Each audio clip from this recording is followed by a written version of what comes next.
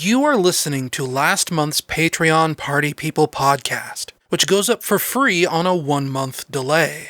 If you would like to listen to the most recent podcast the moment it goes live, simply visit patreon.com/blazehedgehog and pledge $1 a month or more. You can now also make a one-time donation, and anyone who makes a one-time donation will instantly unlock the current month's podcast for everyone. All you have to do is visit patreon.com/blazehedgehog, and don't forget, Blaze Hedgehog is written like one word. Once again, that's patreon.com/blazehedgehog.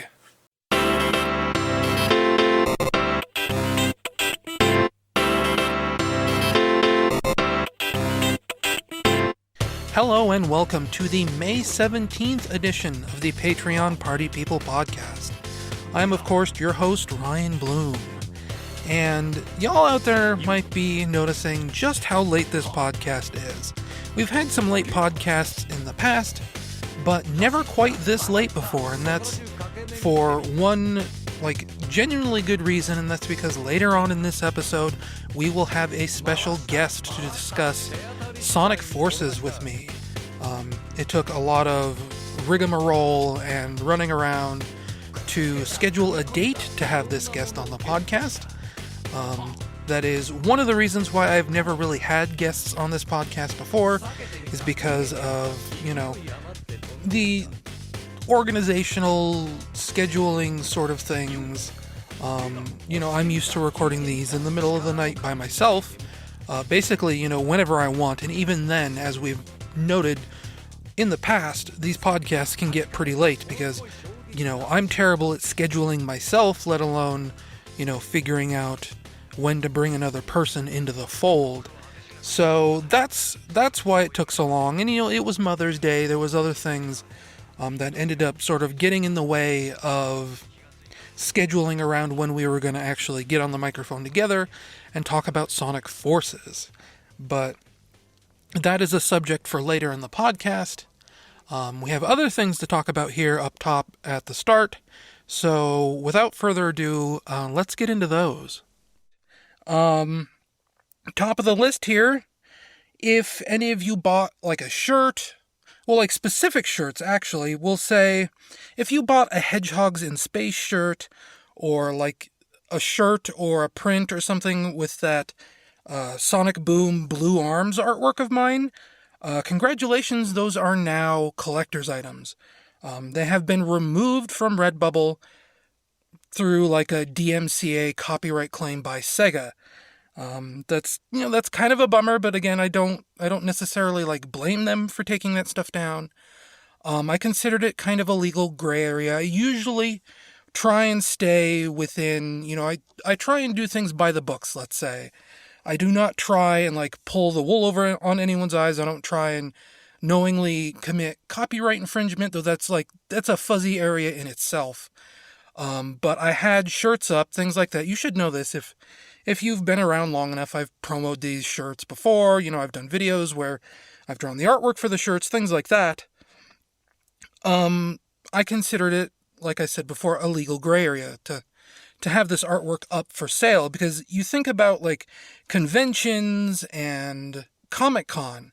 People will sell prints of their fan art. They'll sell keychains, t-shirts, all kinds of technically illegal stuff, but since it's their own artwork, because I guess maybe it's a limited time thing, it's only available at these cons, usually they don't really get bothered about it.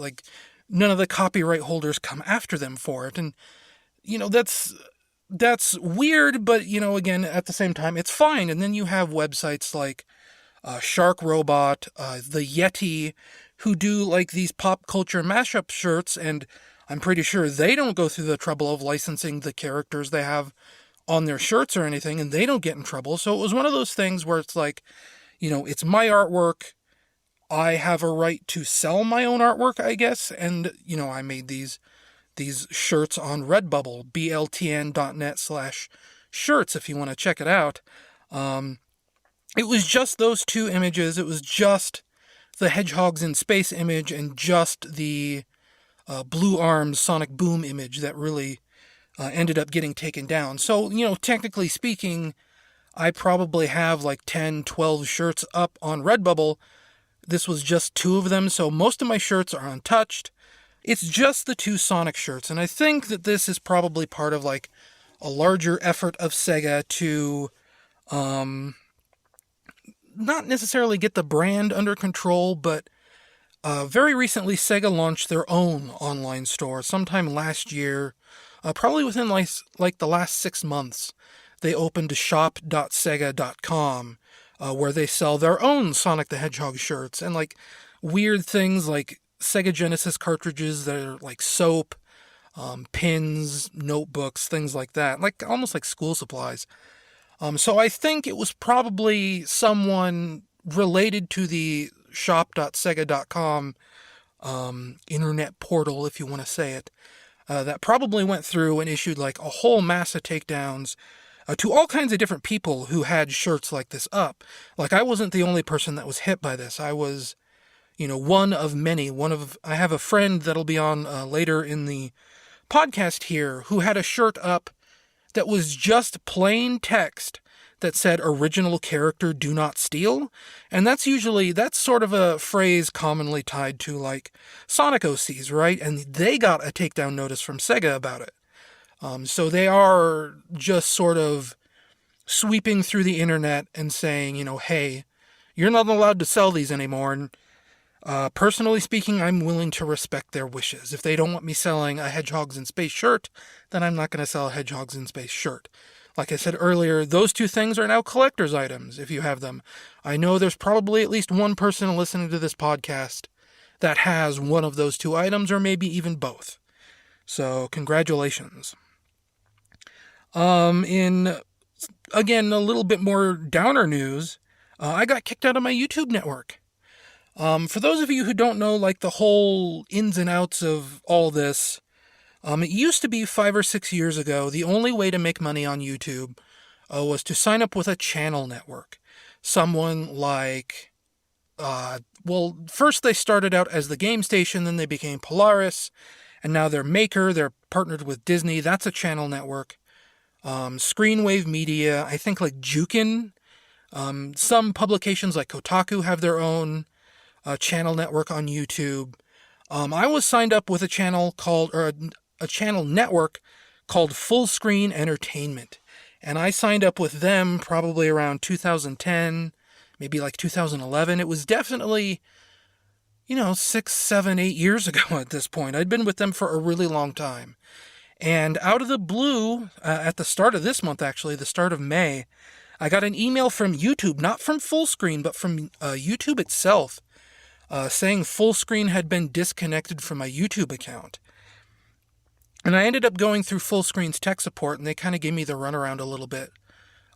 They're like, oh, we'll look into it. And then 4 days later, 3 days later, I got an email back from them basically saying, we don't like your channel anymore. Good luck out there. And as it turns out, that's not the whole story. Polygon, probably about 2 weeks later, put up an article explaining kind of what's going on. I wasn't the only one that was kicked out of Full Screen. Something like 100, 200 people at least were kicked out of Full Screen for reasons Full Screen won't exactly tell anyone. They just give this generic message of, we don't like your content anymore, goodbye. And what it sounds like is happening, according to the Polygon article, is that YouTube is changing its policies. This isn't the fault of Full Screen, technically. This is something YouTube is doing to channel networks to kind of hold them accountable for the mistakes that their channel partners make. That I would be, in this instance, a channel partner of Full Screen Entertainment. From the sounds of it, YouTube will punish a channel network if a partner they're partnered with gets too many copyright strikes. And it sounds like the limit is somewhere around like 50 copyright strikes in a month. And when that happens, that channel network can't take on any more users. They can't sign up any new partners. And obviously channel networks want to avoid having this mistake. And to do that, YouTube has enabled another new policy. I think Polygon called it a know your customer policy. What it actually means is that YouTube is profiling people who have monetization turned on their YouTube channel, for example, like me, and through a bunch of mysterious estimation software, it's not really known how or why, they make an estimate on whether or not they think you're likely to break the rules at some point in the future, like whether or not they think you're likely to get a copyright strike.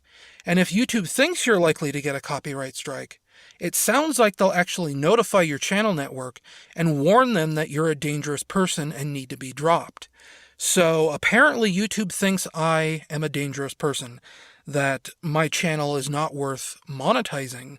But the weird part about all of this, like the really complex issue here, is that when you get dropped from your YouTube network, what happens is that you get an email from YouTube. I said I got, an email from YouTube telling me Fullscreen had left me. And the email from YouTube says it is advisable that you sign up for a Google AdSense account now. And luckily for me, I'd already had a Google AdSense account enabled. I had it through various websites over the years. For those of you who remember, like letsvideogame.com, I think that's what I ended up creating the AdSense account for. And then obviously I have AdSense on my 2 Tumblr blogs, bltn.net and then just blazehedgehog.tumblr.com.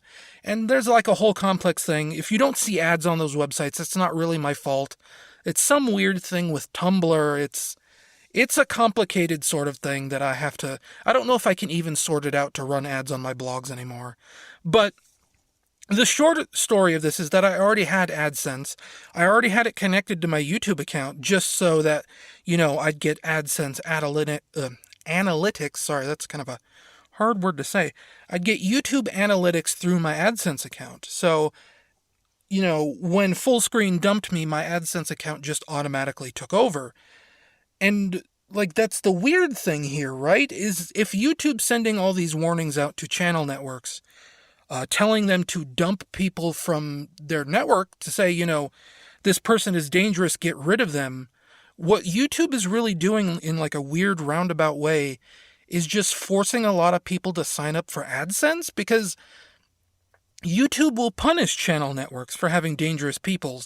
But does that mean YouTube will punish itself for having dangerous people on AdSense?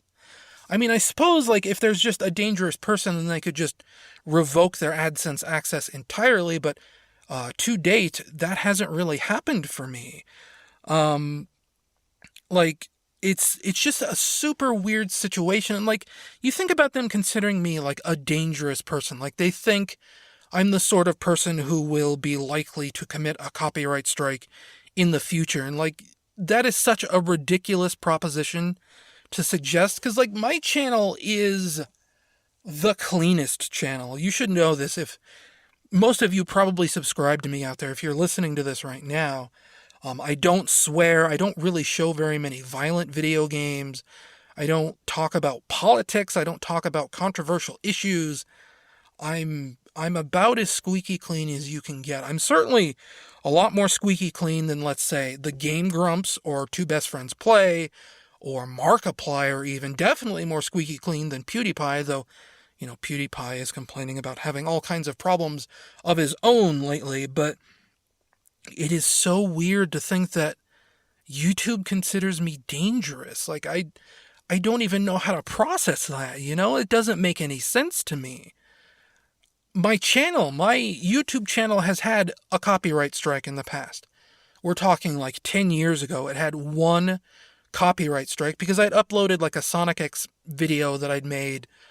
There's actually kind of a long story behind it. I don't know if I want to get into the tangent, but I'll get into the tangent. What else am I going to do?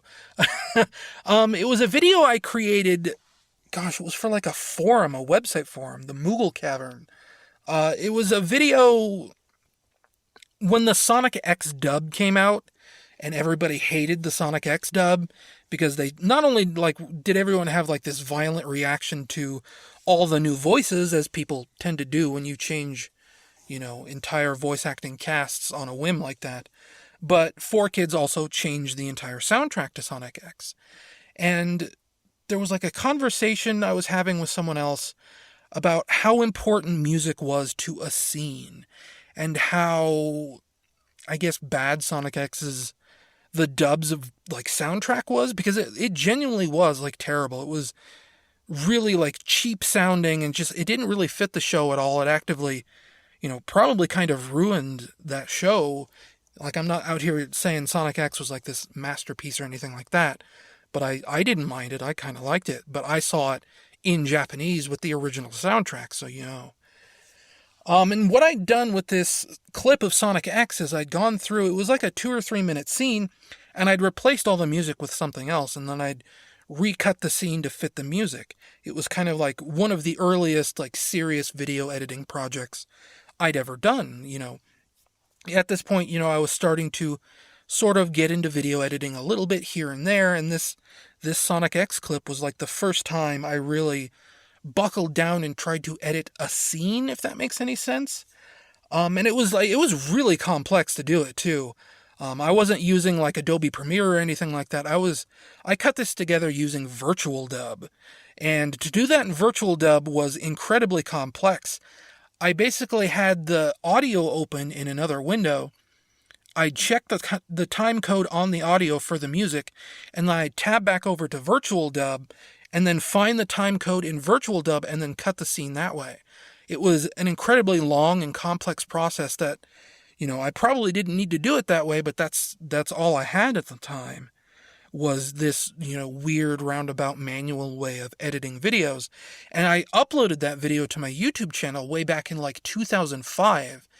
And when YouTube enabled its copyright strike system, like within a month of that getting turned on, TMS, the company that produced Sonic X, found my video and issued a copyright strike against my channel. And for the longest time, I just had this one copyright strike on my channel. And I don't mean a content ID, I mean a copyright strike. I mean the kind of things that can get you banned from YouTube. The kind of thing that means you can't monetize videos anymore. And again, this was before, YouTube even let you monetize videos. So I just had this copyright strike hanging over my YouTube channel forever. And then it's like 10 years passed. It was like 2014, maybe even like 2013. I checked, and all of a sudden that copyright strike was just gone. The video itself probably can never come back. There is an option YouTube still gives me, because I never actually like deleted the video. It's still on my account, but I can't watch it. Nobody can watch it. You can't search it. But there is a button I could click to dispute the copyright claim. And there are times where I've thought about maybe disputing this video because technically it would be covered by fair use. It was like intended to be an educational video. I produced it for an educational purpose, which was to demonstrate the importance of background music in a scene. So, maybe I could get that overturned, maybe I couldn't, but that is the one blemish on my YouTube channel, is this weird Sonic X. I think I even labeled it like a music video or something like that. And like the weird thing is, I have other Sonic X videos up on my YouTube channel, I think, and TMS never went after those. They only went after this one like 2-minute scene where I recut all the music. I don't know, it's weird. And like the reason why I'd want to dispute that video and not to just keep going on this tangent, that's the only copy I still have of that video, and it's got this big story behind it, because I think it's actually kind of like important to me personally. So I don't know. I don't want to like risk my channel, because I assume that if I dispute that video and TMS doesn't agree that it was fair use, that it was educational, then they're going to probably issue a new copyright strike for my channel. So I should probably just leave well enough alone. And there is like this part of me that thinks, maybe I should just outright delete the video entirely. So that's that. I got kicked out of full screen for weird, unexplainable reasons that are probably tied to this YouTube policy, this new YouTube policy. There is another reason why I was thinking that maybe I got kicked out of full screen. I talked about this a little bit in the blog I wrote about all this. obviously this month I did a lot of streams. We'll talk about that later in the podcast. But to like get back into the swing of doing streams again, to, just see how the computer handles streaming software, whether or not I even still knew how to do any of that stuff, things like that. I ended up doing a test stream, it was supposed to be just like this really quick, like maybe an hour or two, a stream in the middle of the night. I started at like 4 o'clock in the morning one morning, because I knew nobody would watch, and there was part of me that didn't want anyone to watch, because I wasn't on the microphone. I was just playing random games and seeing how well the video capture held up. And I ended up playing like games that have licensed soundtracks. I ended up playing Crazy Taxi, Tony Hawk's Pro Skater HD, Tony Hawk's Pro Skater 3, and then like a Star Wars tech demo. So it's 4 games. All of them have licensed music. You have Offspring, Bad Religion, like the Boss Tones, I think. Star Wars music, licensed stuff that gets you content IDs on YouTube. And I ended up, after doing that stream for like 7 hours, after, morning people started filing in and saying, oh, hey, cool stream. Can you play this game? After 7 hours of that, I ended up having like 35 content IDs on that YouTube stream. And I figured, maybe that is what triggered YouTube's danger algorithm, or whatever you want to call it. But in better news, after being kicked out of full screen, I signed up with a new channel network. I do want to say, like, before I get into the new channel network stuff, I said earlier that I already had YouTube AdSense signed up for my, connected to my YouTube account. And initially it seemed like once that flipped over, once I went from full screen to just bare Google AdSense, that things were being a lot worse. I'm under NDA. I can't say how much money I make off of YouTube, but I can say that when it initially flipped over to Google AdSense, the amount of money I was making per day dropped pretty dramatically. But as it turned out, it was just like, because of the switchover. After about 24, 48 hours, a couple days, things kind of normaled back out to where they were when I was still on full screen. So technically speaking, I don't think anyone, like, to tie back into the earlier point, I don't think anyone really needs a channel network these days. I think that if you can sign up for AdSense, then AdSense is probably actually good enough, because I was making, after the changeover, after the hiccup, the bumps, after everything smoothed back out, I was making just as much money on AdSense as I was from full screen. So, that's something to consider out there if you're listening to this podcast and you're worried about this change. And again, like I said earlier, it's a super weird change that YouTube is basically doing this weird indirect way of forcing all these people onto Google AdSense. It doesn't really make any sense to me. But the day that I panicked when I saw what happened to my AdSense analytics, what happened to my daily earnings, I went hunting for a new channel network, and I ended up landing on Screenwave Media. They are now my channel network. I seem to remember getting scouting emails from Screenwave Media over the years a few times. Like, that's one of the things, is that, my time with full screen was fine. Like, they never really bothered me. The money came through every month. There was no real reason for me to go shopping around for a new channel network. And, over the course of the last 8 years or so, I'd occasionally get an email from, various other channel networks that'd be like, hey, we really like your channel's content. Do you want to sign up with us? And, I'd usually just ignore those emails. And I'm pretty sure I got one from Screenwave Media. And, after I'd been kicked out of full screen, I started asking around. I tweeted, does anyone know of a good channel network?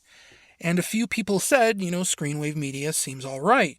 And when people mentioned Screenwave Media, it was kind of like, oh, right, yeah, them. I remember them. So it was actually like shockingly easy to sign up for Screenwave Media. All I really had to do was fill out their submission form, tell them who I am, what my channel was like, and within like a couple days, they were like, here's a contract, sign the contract, welcome to Screenwave. And now that I'm away from full screen, I feel a lot better. Like, again, I blogged about this a little bit. Full screen felt very, in retrospect, it felt very spring break, I guess you'd say. You know, like the types. I mentioned like hunky boys, finely moosed hair, cute girls on talk shows, you know, things like that. Like pretty people, pretty teenagers. It felt like really fake and weird and kind of gross. And before I sent in my application to Screenwave Media, I ended up checking out their website. I checked out their social media a little bit. And Screenwave seems a lot more like my kind of people. If you go to their Twitter account, they have all these images. They've taken like photographs from cons where they've had, you know, autographing sessions with Two Best Friends Play, with Some Call Me Johnny, with Vinny from Vine Sauce. You know, people that are not necessarily like fake sexy teenagers, I guess you'd say.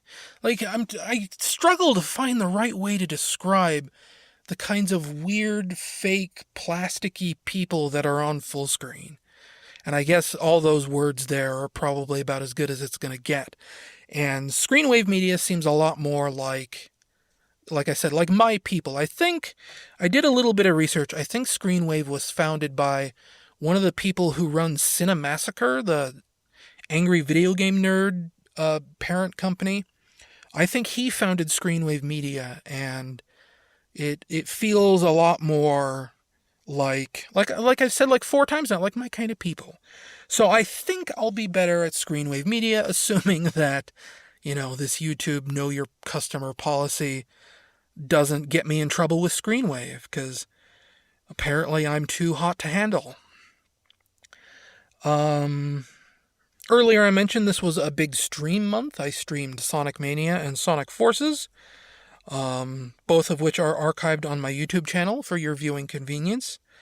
The stream archives, I've been trying like a few new things with stream archives.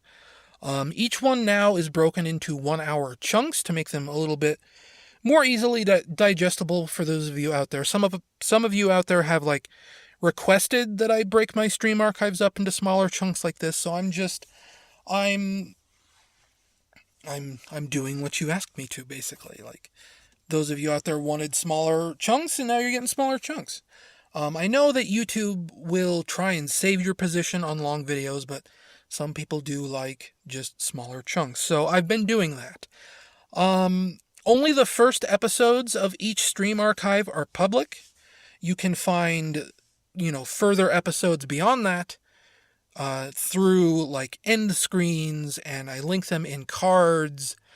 You can also go to the playlist section on my channel and find the Stream Archives playlist, which will list every episode of all my Stream Archives in order.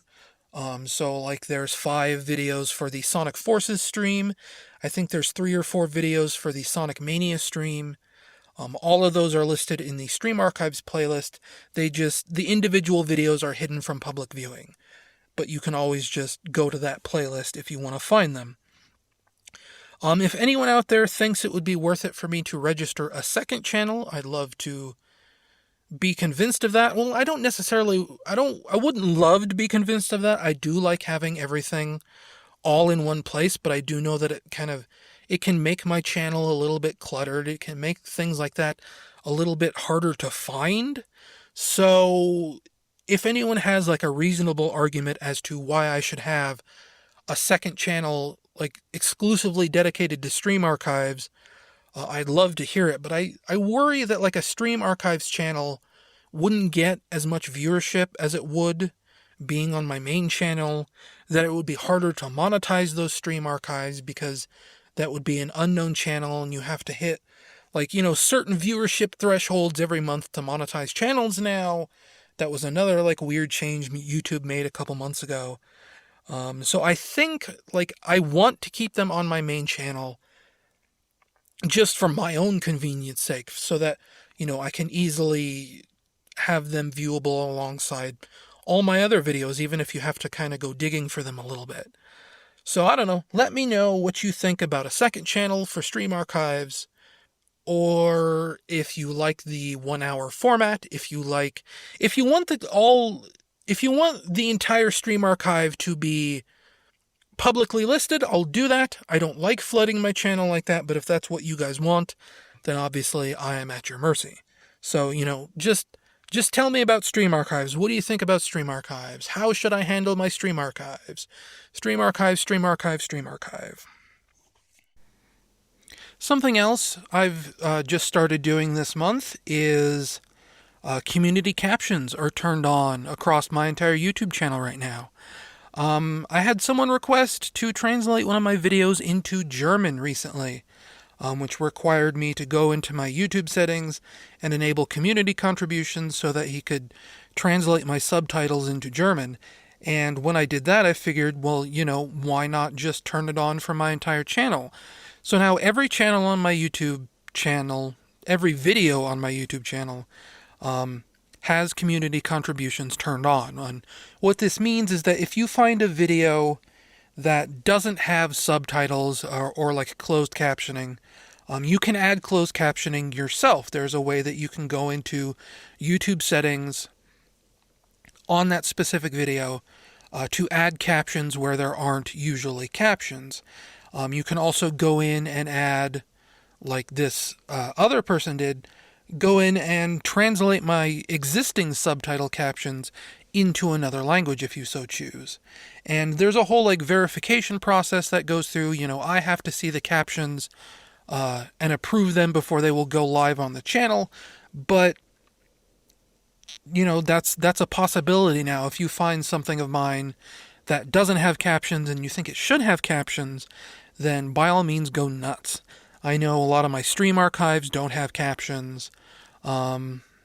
Generally stuff like that. Like these podcasts don't have captions on them. So if someone is hard of hearing, they won't hear me ramble about weird, nonsensical, pointless stuff for, hours at a time. And who doesn't want to hear that? Or in this case, who doesn't want to read that? But, yeah, if you feel like it, go ahead and do it. YouTube does offer a caption system, a sort of auto caption system, where it will go in and sort of try and estimate what a person is saying. And, it's gotten good enough now to a point where I'd say between 75 and 80% of the time it is, right on with exactly what I am saying. So, it's not like a super big deal that my videos have, community captions on them. But again, if it's just something you want to do, I think one of the things they let you do actually is if you find a typo in the auto captions, something that doesn't match what I'm saying, then you can actually go in and use the auto captions as a base and then clean that up and publish it as the real captions. So, if that's something you want to do, then go ahead and do that too. But overall, maybe this will help my channel, even though I think I am pretty good at, providing captions for my own videos. But again, not to repeat myself for a third time here, but, there are gaps in that. There are videos of mine where I'm talking into a microphone and not necessarily are there captions on one of those. So, do it if you want it, I guess. But, that's cool. I'm happy to accommodate the community in such a way. So, there's that. And then finally, wrapping up this portion of the podcast, I was banned from the Waypoint forums. This is probably something I shouldn't even talk about, but it's kind of having a pretty significant impact on a lot of things in my life right now. Not because I was a frequent poster there or anything like that, but because I think that this is genuinely the first time in my life that I've ever been banned from a forum for any reason whatsoever. And the circumstances in which I was banned were kind of weird, and I want to get some things off my chest and talk about it because, that usually helps you feel a little bit better. I guess like the Cliff Notes version is that someone created a thread about them dealing with depression and how that's led to them not having the energy for video games with like failure states anymore. They asked the Waypoint community what they thought about games, with failure states, games where you can die or get a game over or get reset to your last checkpoint, things like that. Things, basically just like, a failure state. And of course, I see a thread like that. I come in as Mr. Amateur Game Designer, and I say that, I think failure states are necessary because when you it's the classic argument of the only way we can feel pleasure is to know what pain feels like. You have to have the one to contrast the other. Happiness is nothing without sadness. If everything feels good all the time, then, that gets boring. You kind of get numb to the sensation, right? And then after that is kind of the part that got me in trouble, and that's relating this to how people get stuck in cycles of substance abuse. These are people that want to feel good all the time, so they turn to alcohol or they turn to drugs or whatever else, and that can be like genuinely dangerous and hazardous to one's health. But of course, everyone's different, and just because there's potential for abuse doesn't mean that, people have outlawed alcohol. I mean, they tried to outlaw alcohol in the 1920s, and that didn't really work. Everything in moderation. And, with that, I posted that. And a few hours after making that post, I got an email from the administration that my account had been removed from the forums. Obviously, I did something wrong. I put my foot in my mouth. I said something I wasn't supposed to. I think my ideas were still sound. I just worded them in completely the wrong way, and in a way that was clearly insensitive of me.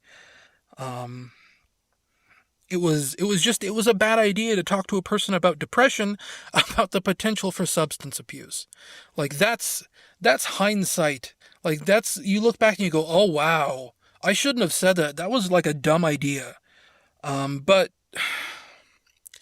to be permanently removed from the Waypoint forums on the first offense for saying something on accident was a little extreme, let's say.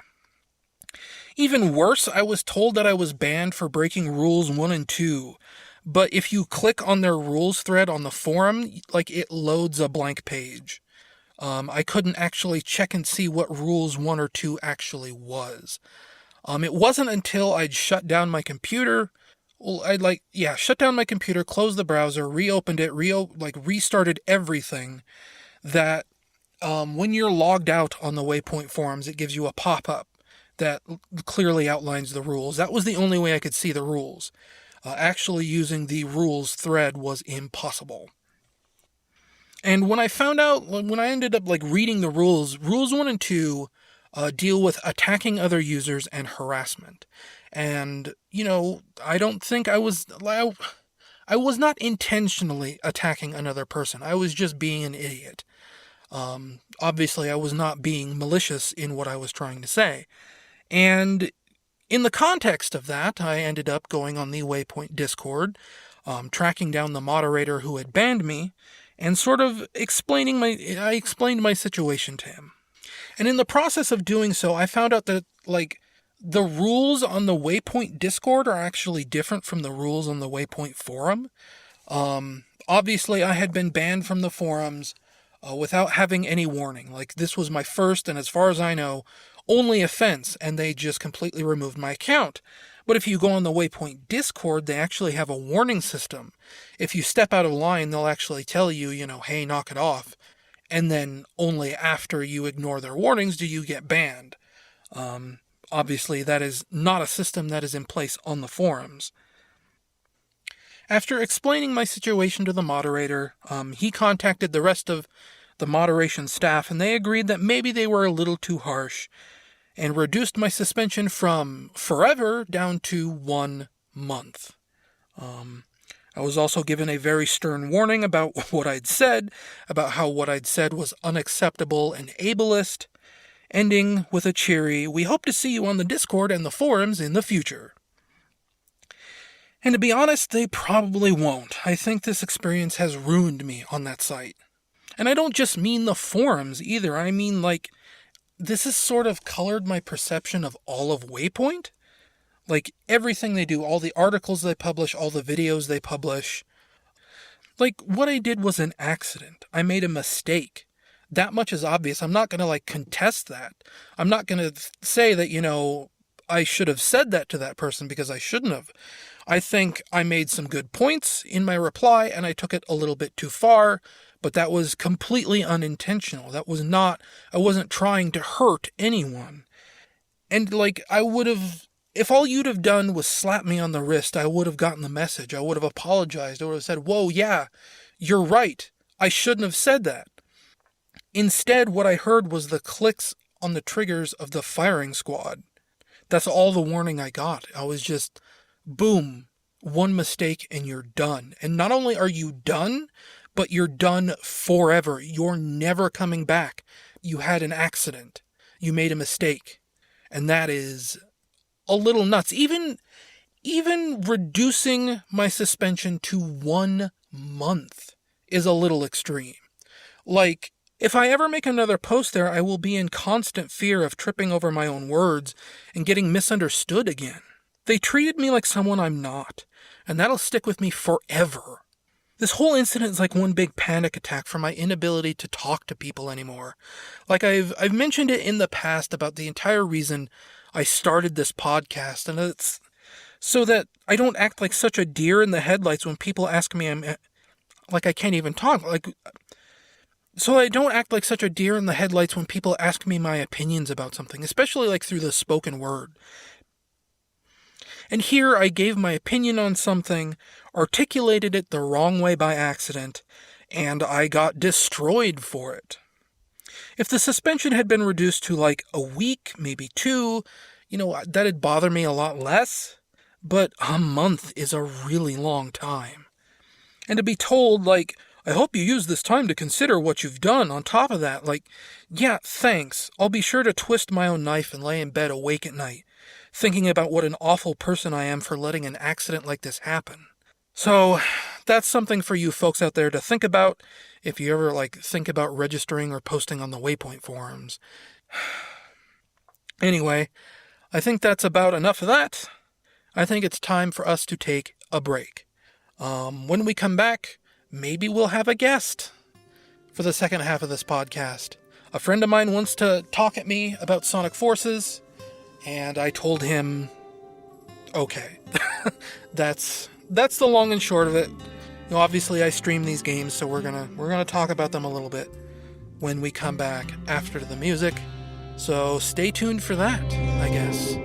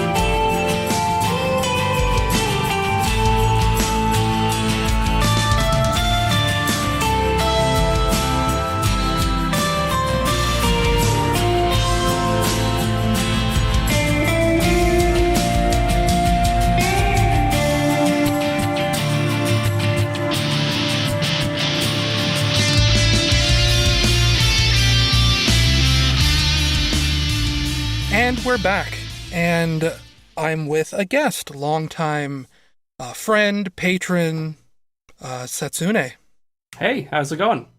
It's going pretty well, I guess. For you guys, I might go back and re-record the start of this podcast, because I do introduce the podcast on like May 8th. But it has been a break of several days, let's say. I guess this is the part of the podcast where, normally I talk about games I've been playing, but since we have a guest, the format is going to be slightly different because Setsune wants to talk to me about Sonic Forces, but Mostly complain about it, but yes. mostly complain about it. But we'll touch on that a little later on. We'll just start with, the shorter end of the stick, I guess we'll say. This has obviously been kind of it was a big streaming month for me last month. I streamed, there was that 7-hour stream that may or may not have gotten me kicked out of my multi-channel network, my MCN. There was the Sonic Mania stream, and there was the Sonic Forces stream. Obviously, I don't really want to talk much about Sonic Mania yet, because the video review is forthcoming. We'll save the talk for Sonic Forces later on. But beyond that, I've been capturing little bits and pieces here and there for the Mania review, and that usually ends up with me, playing 10 minutes, maybe an hour of a bunch of different games. Notable ones include, I played a little bit of Uncharted 2. I know I talked about Uncharted 1 a few podcasts ago. I didn't really like Uncharted 1 very much. Have you really played much of it? I haven't really touched the Uncharted series too much. It's been on my to-do list, though. Yeah. Uncharted 1 was, the whole game just kind of felt like a glorified QTE in a sense. It was a lot of very narrow hallways, a lot of not real, exploration or interactivity.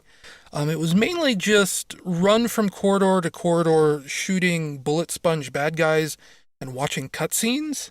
Which is, that kind of sounds like every game, but it was in a way that felt way more scripted than I was comfortable with.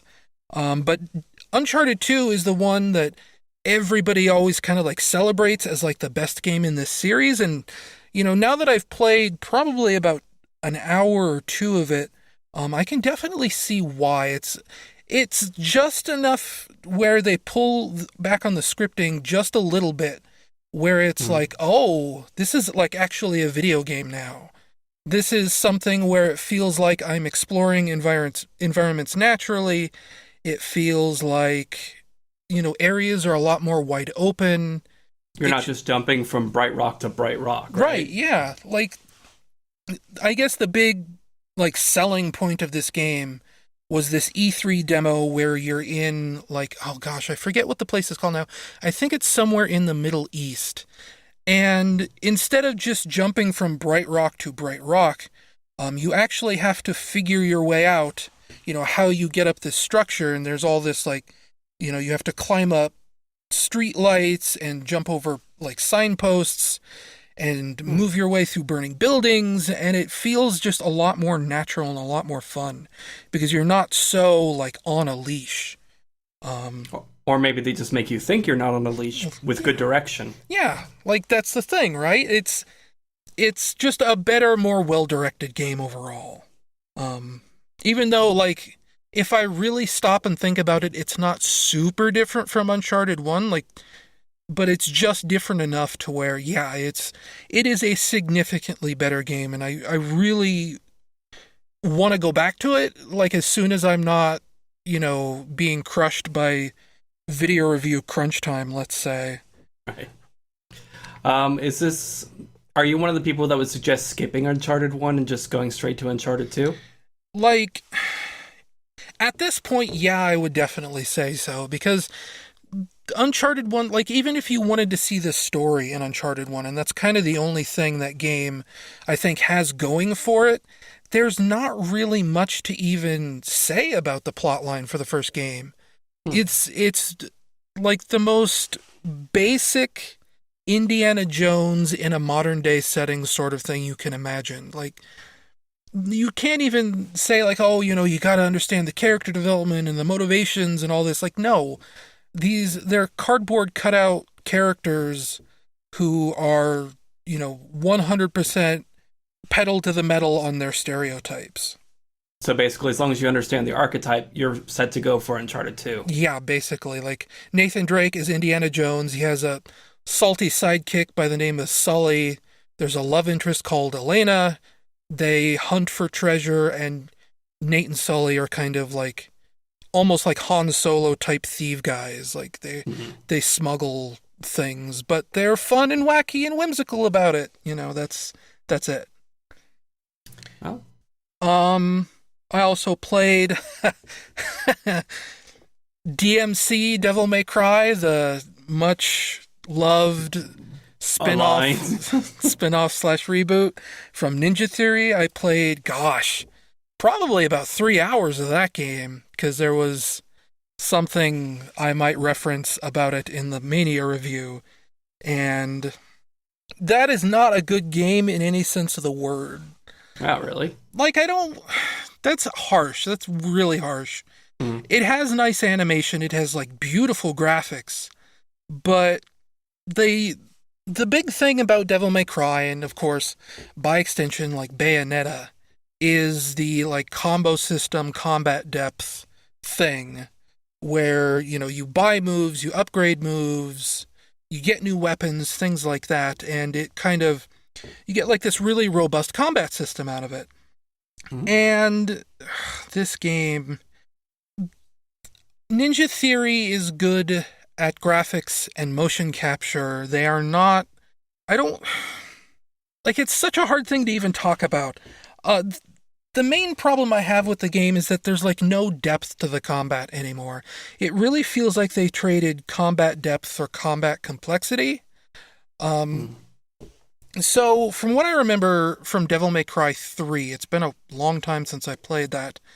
Uh, you have, like, you buy all these moves from the shop using souls that you've collected. And, there's a huge array of moves. Like, the most common one is, like, the Stinger, which is Dante sort of thrusts his sword out during a run.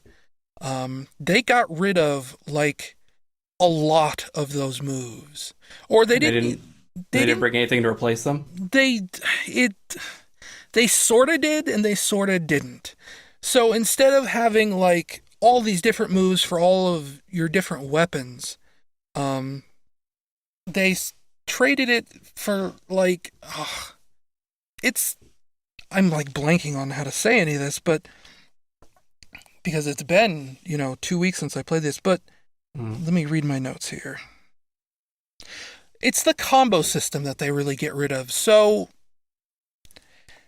like, we'll say over the course of Devil May Cry 3, usually the structure is that you beat a boss and then you get a new weapon. And this is how they sort of meter the game out, across the entire game, so that even, like, up to the end, like the final boss, you're still getting new weapons. You're still getting, new combos for these weapons. And from at least the little bit I played of DMC, it really feels like they give you everything right up front. Like, and it's not this sort of system where different weapons, you go into like a level and you pick a weapon and then you have all these combos based around that weapon. In Hmm. DMC, you just have the weapon with you all the time, and it's sort of like bound to a face button, so that if you push left trigger plus X, you'll have like this grappling hook. If you push left trigger plus B, you'll have this scythe. If you push right trigger plus B, you'll have this axe. And there's no depth to that. It's all just this like surface complexity of remembering what hotkeys go to what weapons, and then they bring in all these enemies that are like weak to specific weapons. So Hmm. if you get like a demon enemy that is blue, the scythe is blue. So you can only use the scythe on a blue enemy. Oh You can God. only use the axe on a red enemy. So it's all about memorizing these hotkeys so that you know which weapon goes to which enemy. And it's not terrible, but it is tremendously boring because enemies just stand around and wait for you to attack. If an enemy is off screen, they might as well not even exist. Hmm. And it's so slow and boring. Yeah, I'd heard some people complain that the game had gotten an unfair rap because of the Dante change, and otherwise it was a good game. But Sounds like otherwise. It really isn't. And like I've heard spoilers about the story that goes on later into the game, and it's just really like they're trying really hard to be edgy, and they're trying a little too hard. Hmm. And I've seen little bits of that here in the little bit I played. One of the last parts I did play was a boss from the demo. It's this succubus. And you think, oh, succubus, that's got to be like a sexy lady or something, right? Hmm. And no, she's not. She's like this big, maggoty worm lady that swears like a sailor and vomits everywhere. And it's just weird and dumb and over the top in the wrong way. Trying to subvert your expectations, but doing so extremely poorly. Yeah.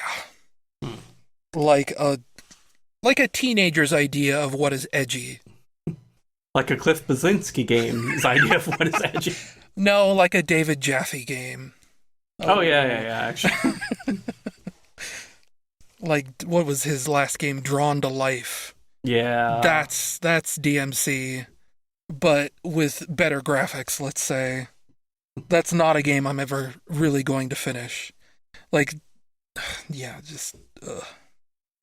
I do have a little bit here written about Fortnite, but I don't know if that's really tremendously interesting. I mean, you might as well talk about it because where they were... the entire internet talks about Fortnite now. Yeah, the entire internet talks about Fortnite. Waypoint ran a Fortnite where they played Fortnite every night for, 14 days straight? Oh, gosh. Like, huh. But when I wrote these notes, I said I fell out of favor with Fortnite because the main mode that I really got into was this one called 50v50, which instead of, every man for themselves or having this squad of like 4 players, it's like 2 giant squads. You have, 50 red players and 50 blue players. And it actually ends up this really interesting, like collaborative experience where it feels more like a war or something where you're all in this together and you're all helping each other out and you're all collaborating on building these like huge structures. And that was like really fun. And then it went away and it didn't come back. Except that like 2 or 3 days ago, Epic announced that 50v50 is back on the list again. Because it's one of those like rotating arcade mode sort of things like Overwatch has. Yeah. Where it's not a permanent mode. It's just something you have to play for a limited time. So as long as, 50v50 is in there, I'm playing Fortnite, but any other time, that game is impenetrable. Yeah, basically, I've seen the big pictures of the forts in 50v50 where you're actually building forts, but most of the time when I see people playing it, they're just throwing down platforms as fast as they can so they can run up ramps, but like they're not actually really building anything. They're just making ramps for themselves, kind of, or walls. That's about it. Even that ends up kind of getting interesting after a while because you end up with these huge spaces that are like this rat's nest network of, huge structures that people built in a hurry. Mm-hmm. But they're still built so that people can get around in them. So it's this weird, almost, what's the word I'm looking for? For me, like the reference is Trackmania, where you can get these really like densely packed tracks, but it's just really weird and interesting and something different in the Battle Royale space that I think Fortnite like really benefits from. And it's not the sort of thing where it's like, super difficult to get into and understand because, I've won 50v50 games where I haven't shot a single bullet. Right. Because I've just been mining resources, I've been like reviving other players, things like that. Oh, do you have a pool of resources for everybody on the team?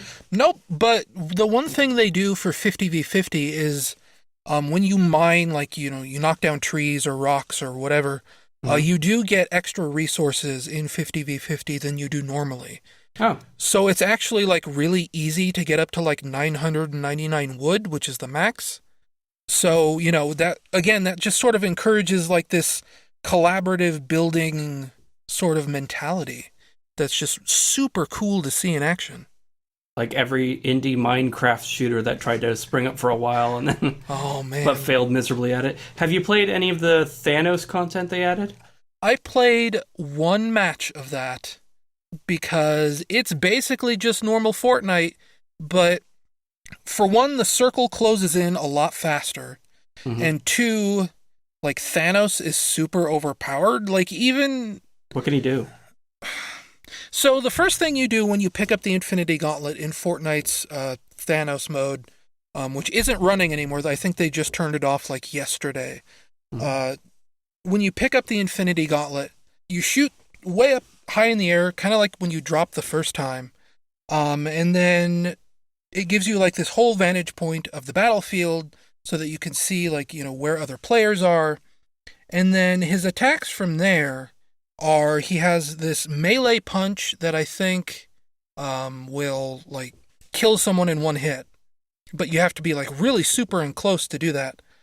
He has a laser from like for further away that is kind of just like a really powerful gun basically. It's not a one hit kill, though I think it used to be. That's another thing. When they first like enabled the Thanos mode, apparently he was too powerful. So, within like hours they nerfed I think his beam weapon. And then his third attack is sort of like this lunge that basically it's like the punch, but if you've ever played Hulk Ultimate Destruction or seen any like gameplay footage of that, it's kind of like that. You charge up this jump, then you leap into the air probably like, I don't know, 50, 60 feet, and then you just come down on some guy's head or whatever. And those are the three attacks. And Thanos isn't invincible. He just has more health and more shields than a normal player. If you shoot him enough and he quote unquote dies, does he just take a knee like Darth Vader does in the Star Wars Battlefront? I think he kind of just like puffs into a puff of smoke, and then it just leaves the Infinity Gauntlet behind for someone else to pick up. Yeah, I think they have. It's a Disney weird thing about showing their characters actually die. Yeah. Well, also, Fortnite is like the only E for everyone battle True. royale game out there right now. Like, there is no blood in that game. There's no like sexual content. When you kill people, they just sort of teleport away. Mm. So, it's kind of in Yeah, keeping that's with true. that, I guess. But I guess that's Fortnite. Fortnite is a fun game, but only when it's not so like insanely unforgiving. And like this is coming from someone who played a lot of Counter-Strike back in the day. Yeah, that's something I So, could never get into. Just the one mistake, and you're just waiting until everyone else is dead before we can play another round. yep. And like I guess that's kind of the thing about battle royale games is that you're not Yeah. supposed to wait around. It's not this sort of thing where everyone dumps into a new Mhm. server together. If you die, you just go back to the lobby and Mhm. rematch. Assuming they have a high enough player So, count. yeah. Yeah. Which, Fortnite definitely does, PUBG does. Even like Radical Heights. Radical Heights just Yep. announced it's being shut down in like, well, I don't know when it's being shut down. Cliffy B did say that the servers will remain up for a while, but the parent company is being shut down. And even that, for as low numbers as they apparently pull, like you still find players in that Yeah, but game now a that they've lot. announced it's going to be shutting down, I'm sure people are going to be fleeing. But it is nice that they're keeping the Yeah, servers up for as long as they can. yeah. Which is a shame because Radical Heights wasn't really that bad of a game. Like I haven't played tons of it, but I've played enough of it to know that it was okay. It just needed more polish and more time. I guess the final game, well, technically the final game on here before we get to Sonic Forces. Um, I've usually been checking in with Final Hmm. Fantasy VI every month. Um, Last month I said I was right before the Phantom Train. I have now finished the Phantom Train, including doing the thing that everybody has to do to the Phantom Train. I suplexed it. Which it's a little bit weird. I'm playing the Game Boy Advance version, and they renamed the move. I actually panicked for a little while because I couldn't figure out how to do a suplex. It's now called like Hmm. the Meteor Strike. And so I just had to kind of figure like, okay, the suplex has to be in here somewhere. If I just try all these blitz inputs, I'll figure it out. It's so And weird I how did. they So, every character is kind of a different system of gameplay, and Saban's is literally put in fighting game commands and just hope they yep. worked. And like all of the different systems make most of the characters anyway, like, completely overpowered.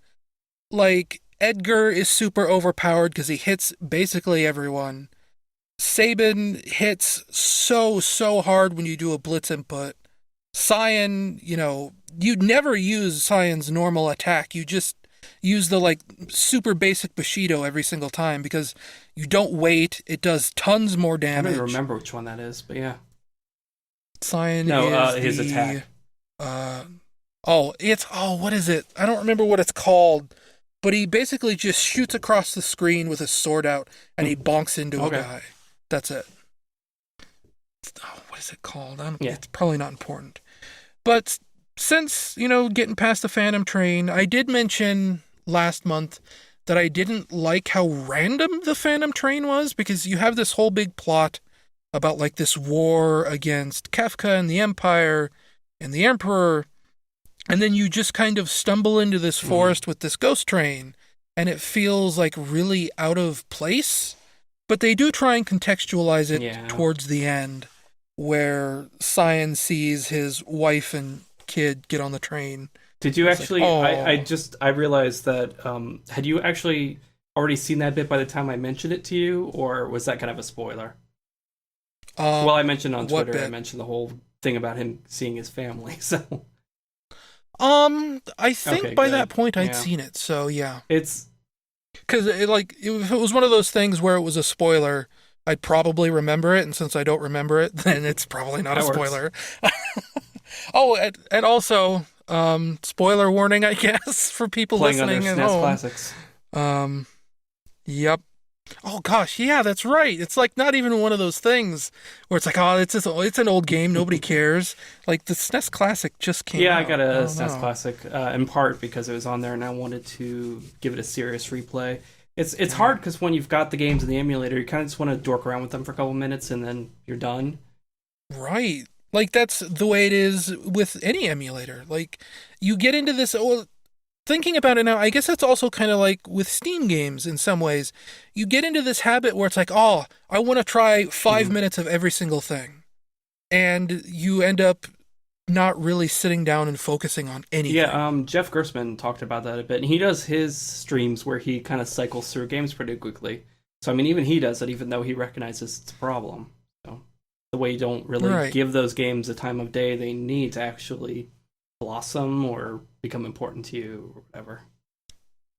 Yeah, and for me it's more about just like shutting out distractions. I think that's kind of the reason why RPGs become this thing that I play on portables these days, because as weird as it sounds, a portable is where I'm least distracted, because that's where I'm commuting somewhere, or I'm on a break somewhere, or I'm away from my computer, I'm away from my tablet, where I don't have like chat or Twitter or anything else getting in the way, where I just focus on the game and nothing but the game. Yeah.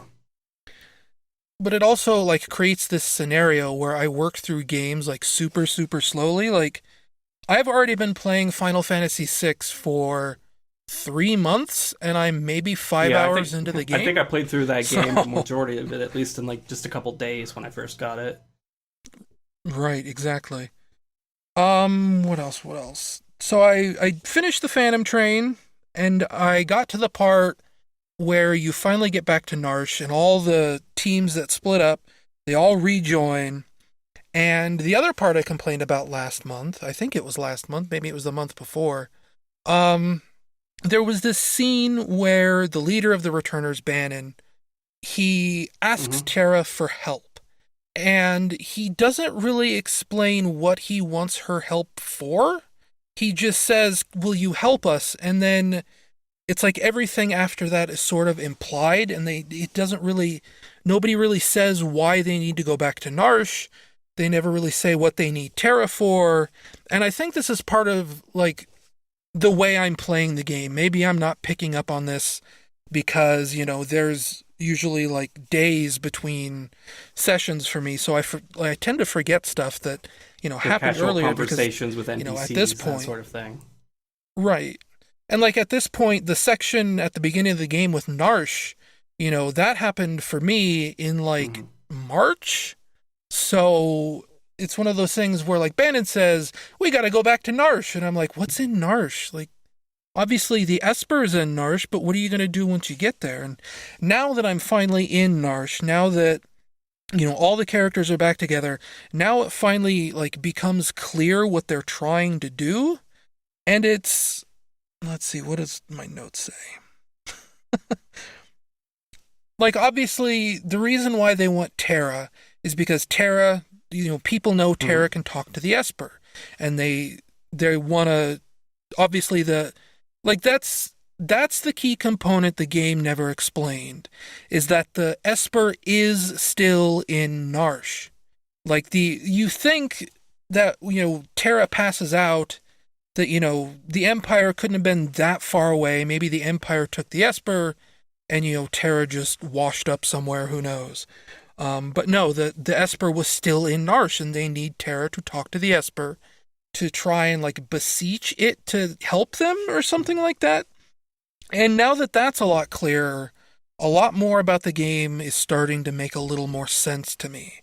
So I think it's a little preemptive to say this, but I think I'm starting to enjoy the game a little bit more now. And obviously, I wrote in my notes here that I stopped right before the point where you go talk to the Esper. I think it was just last night I finally played a little bit more. And Terra did the thing that she does when she talks to the Esper. And now I'm off on a new quest. So that's as far as I've gone in Final Fantasy VI this month. It's probably like maybe 30 minutes of gameplay. Oh, yeah, it's better than 0. I don't remember what happens after that point between then and the major event. I know you're not too far away from the game. It radically changes about halfway through, you probably know. The structure completely changes. Yeah. I didn't like the second half as much, actually, but it's still pretty great. It's actually kind of funny you mentioned the whole Bandit thing, because I think if you say no to him like 4 times, you can end up getting like a Genji glove or something from one of the people extra. They don't make it clear, and it's just one extra little goodie. I was talking with a friend right after I did that, being like, this story's not explaining itself super well. Bannon just asked me to join, and I don't know what's going on. And he goes, oh, did you say no 4 times? Because you can get a Genji glove. And I'm like, what? What's a Genji glove? Do you know what it is now? I just said, I read a FAQ a few days ago, and finally it explained, you should probably get the Genji glove. The gauntlet is rarer, but the Genji glove is better. And I'm not still like 100% sure if I remember what it does. It lets you attack twice in a single. Oh, right. Yeah, no, he did end up telling me that. Now I remember. And I think the gauntlet just improves like physical strength or something. It's by the end of the game you're still using the Genji glove, so but there's other places to get it, so. Right, yeah. Oh yeah, I didn't really pick up on that, huh? That he said the fact said the gauntlet was rarer, but the Genji glove was better. So that probably does mean I will have a chance later in the game to get the Genji glove. I just can't remember if you have to choose between that and another item that's really handy called the Economizer. The Economizer lets you get a I remember something that's coming up. But the Economizer lets you cast any magic spell for 1 MP. Yeah, but you can only equip it to one person, obviously, and you have to kind of yeah, the next time you're going to potentially get a Genji glove. Depends on how soon you want a certain character. Is all I'll say. Now I'm running through in my head, because I do have an awareness of some of this cast. I'm wondering who's all left. But that's for another time, I guess. I mean, it's one of those things where it's like, when he told me I missed the Genji glove, it's just like, whatever. It's my first time through the game. I'll just play it naturally, and whatever happens. That was one of my problems with Final Fantasy VII when I was trying to get back into it. There are so many items that you can get that are extremely good, but you have to like steal and steal and steal and keep trying to get them. And so I'm following a FAQ because I'm like, I don't want to miss any items because these will help me out.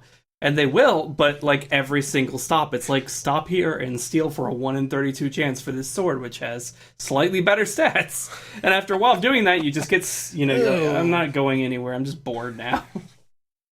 Yeah. I went through that with Earthbound when I played that like 4 years ago, because that was my second time through the game, and I was like, yeah, I'm going to get the Sword of Kings. And that is the rarest drop in that game, with a 1 in 128 chance of it dropping from beating a certain I still enemy. think the evil thing is Final Fantasy 12, where if you randomly open, it's not random, but there's just a couple different chests at the very beginning of the game, and if you open any of those up, you have to run through this entire painful gauntlet to get one of the spear, the Zodiac Spear, I think it is, something like that. But if you don't open up those chests, if you know ahead of time because of a guide you might have purchased, for example, then you can get the powerful weapon really easy. You can just get out one of those chests. It's just awful.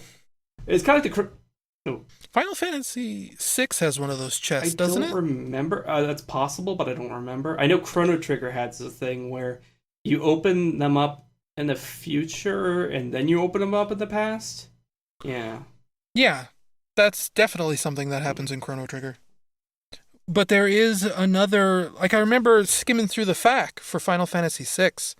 There is a chest early in the game where you're advised not to open it, because when you come back to that area later in the game, it has a better item in it. Cave with the lake in it? Yeah. I think so, yeah, that sounds familiar. Because I think that's one of the areas you revisit, so, yeah. Yeah, but it's been ages. Yeah. That's primarily why I'm like super interested in, like, once I get done with Final Fantasy VI, now I want to see how I feel about Final Fantasy VII, but that's another one of those things where, like, I don't have that available in a portable format, so I don't know if I'm really going to move on to it or not. Well, I mean, you can, do you have a PSP? And then, of course, it works on Vita, too, but obviously. Yeah. I think there's a mobile port, but yeah.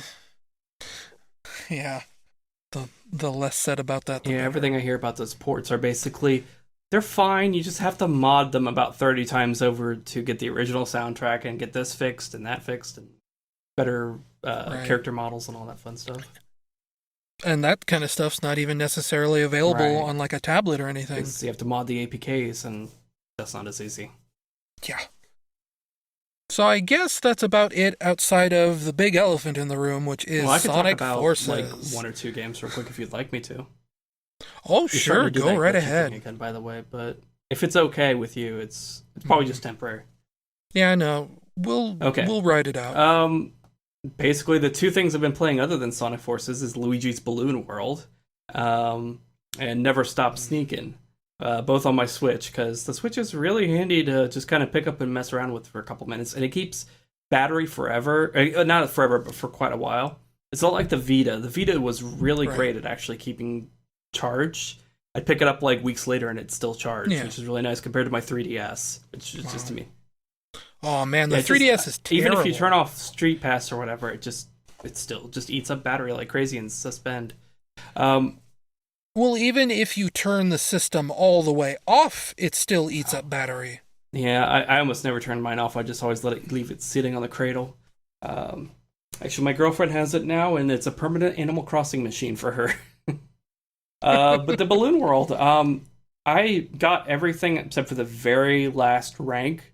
Maybe not the last rank, but did all the hiding, did all the finding. It's a really easy way to get a bunch of coins. It's a really easy way to figure out who's a jerk and tries to hide glitches, that sort of stuff. You pick up a couple, like, you learn levels a little better. You find a couple nooks and crannies you didn't know existed, which is nice. But for the most part, it's just it's sort of a nice little, crammed down way of speedrunning. Condensed is the word I'm looking for. The only problem is there's a couple of the balloons that are legitimate that you can get to, but because of how the coin system works and reduces time, you need to take some crazy route that they took, and it doesn't make that obvious on, like, you have 12 seconds to get over there. How the hell can I get over there in 12 seconds? Because it even adds 5 seconds to however long they took, but it's still impossible to just make a direct beeline there. You've got to figure out, okay, well, they went over here and they grabbed this batch of coins, and they went over here and got this secret coin, and they got this moon for extra coins, and that saps some of the fun out when you're sitting there trying to... I mean, some people might like reverse engineering their routes, but me, I'm just like, I just want to get over there as fast as I can, so... And it's not even like they have a No. ghost system where you can Yeah, just see you what just the have ghost to did. guess it yourself. They do give you like a little arrow initially, and it'll appear if you stop in place, but the timer doesn't stop and it takes several seconds to appear, so you have to pretty much rely on a distance Right. counter. Um, and the only other problem with it is, again, I got all the hiding ranks, all of the uh, coin ranks, everything like that, but it still wants me to find about 500 more balloons before I can get the last couple ranks for. Yeah, I'm like at rank 46 Sheesh. or 47, and I have to sit there and grind and grind and grind balloons just to get the last three ranks and get my gold Luigi balloons, and I'm like, I don't really know about this at this point. Yeah. Like that might be the sort of thing where you pick it up every now and then, but it'll be years Yeah, before you or get to just that point. just really make a focus of it. There's like a couple levels that once you really learn the lay of it, there aren't too many weird places they can hide it, and you can usually tell if they're doing something dodgy. So, like Yeah. Sand Kingdom, when I was hiding balloons, I couldn't keep balloons in there, and I know why now because it's almost impossible to hide something in that level without making it a direct beeline because it's all you start off in the middle of it basically, and you can just shoot off in whatever direction you need to. So. It's a fun little Yeah. addition. It kills time. It's not going to have any longevity because by this point already, people know all of the good hiding spots and they know all of the good travel routes because the levels don't really change. So, but it's still a nice little addition that Right. they added on for free, which is always good. Yeah, there won't be like a Luigi's Balloon World standalone game, No, right? there definitely won't be because it's all predicated on top of Yeah. Super Mario Odyssey. So, yeah. Yeah, but I just mean like turning it into its own game, like in the future. Like, didn't they do that with something? Oh, what was it? It was like it was DLC for one game, and then it was good enough that it just sort of became its own game at one point. Super Luigi I don't remember. U? It's kind of, yeah, but I don't know. There was something else specific that is just kind of like escaping my memory, and I don't know There's always what's up. Super Mario Galaxy 2, which was Super Mario Galaxy More, if I remember right.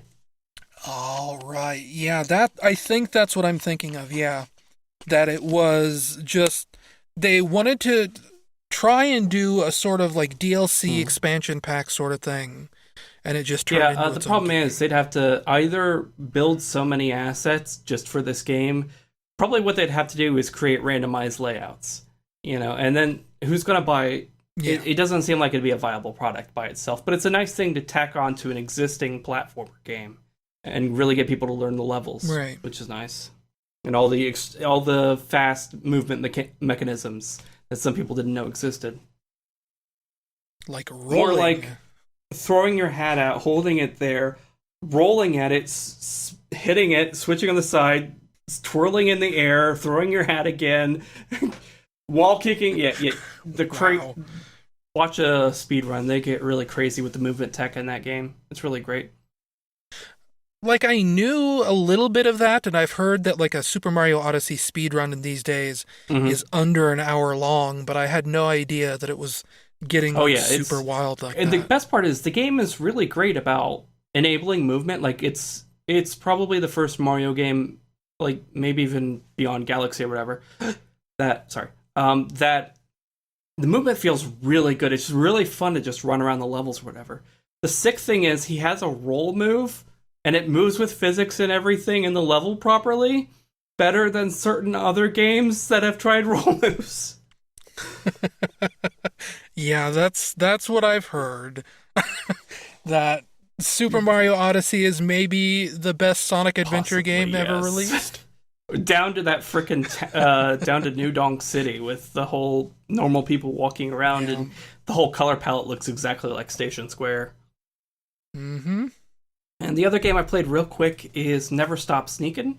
Um, it's by the people who made Dust and Elysian Tale, and it's a Yep. riff off of Metal Gear, but in a very mobile-friendly, casual way that I like. Um, the whole game is you're kind of playing like a hybrid of Raiden and Snake, and everything's tongue-in-cheek. They have Aaron Hansen, is it? No, wait. Oh, yeah. Yeah, Yep. he Ego voices the Raptor, Aaron general, Hansen. and he gives you all the, as a nod to Metal Gear Awesome. And he gives you like these goofy commentary as he's giving you objectives. you keep going into the space, and it changes, but it's more like it just has a couple different layouts and it mixes up where people are. But you go through and it has this, I'll not quite rock paper scissors, but you can go up, sneak up behind them to kill them, and that counts fine. If they see you, you shoot a bullet, and if as long as you have a bullet, and that automatically kills them. If they see you and you're out of bullet, you'll drop a smoke grenade, and that stuns them, and then you can kill them. Electronics like cameras and stuff work differently, but they'll only shoot you if you're absolutely out of options, and they see you, and they will slay you really quick. But it's really nice because you can literally just play the game with one stick. It does all the slashing automatically and everything. So you just run around collecting intel and picking up different objectives, different tools, freeing people. It has all sorts of cosmetics that are just completely... There's no gameplay implementation. There's no aspect to it. So it's, you can get fish you can slap people with, or you can get toy plungers or crowbars or whatever you feel like. And you can play as pretty much every character in the game and their character models. Yeah, it's a nice touch. That's pretty good. It's like, it's clearly done super tongue-in-cheek, so like you got the super low-res faces that don't animate toward cutscenes and like the blocky hands. It's done intentionally, but it could be mistaken for bad graphics. But if you're familiar with the Metal Gear series, you can see exactly where they ripped this stuff from. So, and that's also just like indie games. It's it's trying to be an homage to a retro game, and now we're starting to get into these indie games that are paying homage to like the PlayStation, like early 3D stuff. Except they forget the PlayStation didn't have a Z buffer, or it didn't have perspective corrected textures is the one that gets me. Some of them do. I've seen people out there working on shaders to replicate even the worst faults of the PlayStation. Because that's definitely what I want to play again. What was that one? Pets Cop, I think, was the popular one for a while. Oh, I don't even remember. I just remember seeing like GIFs on Twitter. People being like, hey, look, I replicated the crummy Z buffer or Z depth problems that the PlayStation Congratulations. had. Look at all these weird stretching textures. Isn't that cool? You reverse engineered a problem. I wish more games could go for like Saturn aesthetic in a way. 1 second. Sorry, a bit of cough. Yeah, it's nice when they try to go for that theme, and it's kind of more like what you remember of it than how it actually was. But right. Shovel Knight takes the best parts of it, but it adds a couple colors that didn't exist on the NES. It doesn't have flickering sprites, that sort of fun stuff. So, well, I'm like, does Shovel Knight add more colors? Because I could have sworn I remember the developers saying that they like very deliberately tried to make sure that Shovel Knight was the kind of game that could have run on an NES. I mean, obviously, it doesn't have the flickering sprites. Well, like I know they added one color at least, which is a shade of purple, because they said specifically the NES palette didn't have anything. Oh, right. That's like, isn't the NES like one of those systems that has a very locked down, limited color palette? Yeah, okay. Yeah, that makes sense now. Yeah, they did try really hard with Shovel Knight, but in general, it's it's just nice if they replicate the good stuff, but they don't have to go another way to replicate some of the problems that we dealt with. Oh, and by like reduced color palette, I don't mean that like obviously sprites can only be like 2 or 3 colors each, but there is like a pre-selected pool of colors that are like the only possible colors on the system. Like you can't just define a custom palette of any color you can think of. It's a very selective group of colors that only work. Yeah, a lot of old PCs work like that. The Nostalgia Nerd and 8-Bit Guy go into a lot of talk about that and the limitations on old PCs, and And that's why certain NES emulators, NES emulators, whatever, we're not getting into the pronunciation there, but that's why you can download like custom palettes for NES emulators. It's because it's this, very selective group of colors that only exists. Like, you can't just define custom Yeah, I colors. forgot you could do that. I think that was an old feature of Nesticle. Maybe it was Nesticle. I know Newer it's ones. part of FCEU Ultra. It's part of Yeah, the hot Nestopia, new things trend like is that. replacing textures in games. Yeah. The elephant in So, the um, room. yeah, it's a very big elephant in the room. A One I very just blue had elephant. wonderful experiences with right before recording this podcast. So, why don't you tell the people what happened with So, Sonic Forces? preparing for this podcast, I thought to myself, I should go ahead and play a little bit more and make sure I'm first on this. And I realized it's a pretty easy game to 100%. So I started grinding, and I even broadcast some of it on Twitch, and I got basically everything done, every S rank, every moon coin, every number thing for every single level. And I was just left to grind rings and like two of the species up to top, and I would have had every mission done. I started it up today. My save file was gone. Now, something I've been thinking about, you're not, like, was that actually a problem with Sonic Forces, or did, like, Steam Cloud die It's or Steam something? Cloud's working right now. I did look into that, looked in to see if there's any versioning thing or anything. Um, the only thing I can figure is, either glitch saving the file or glitched uploading the file, but now it's just permanently that way. There's no way I can get back the save file. 30 hours gone. Right, yeah.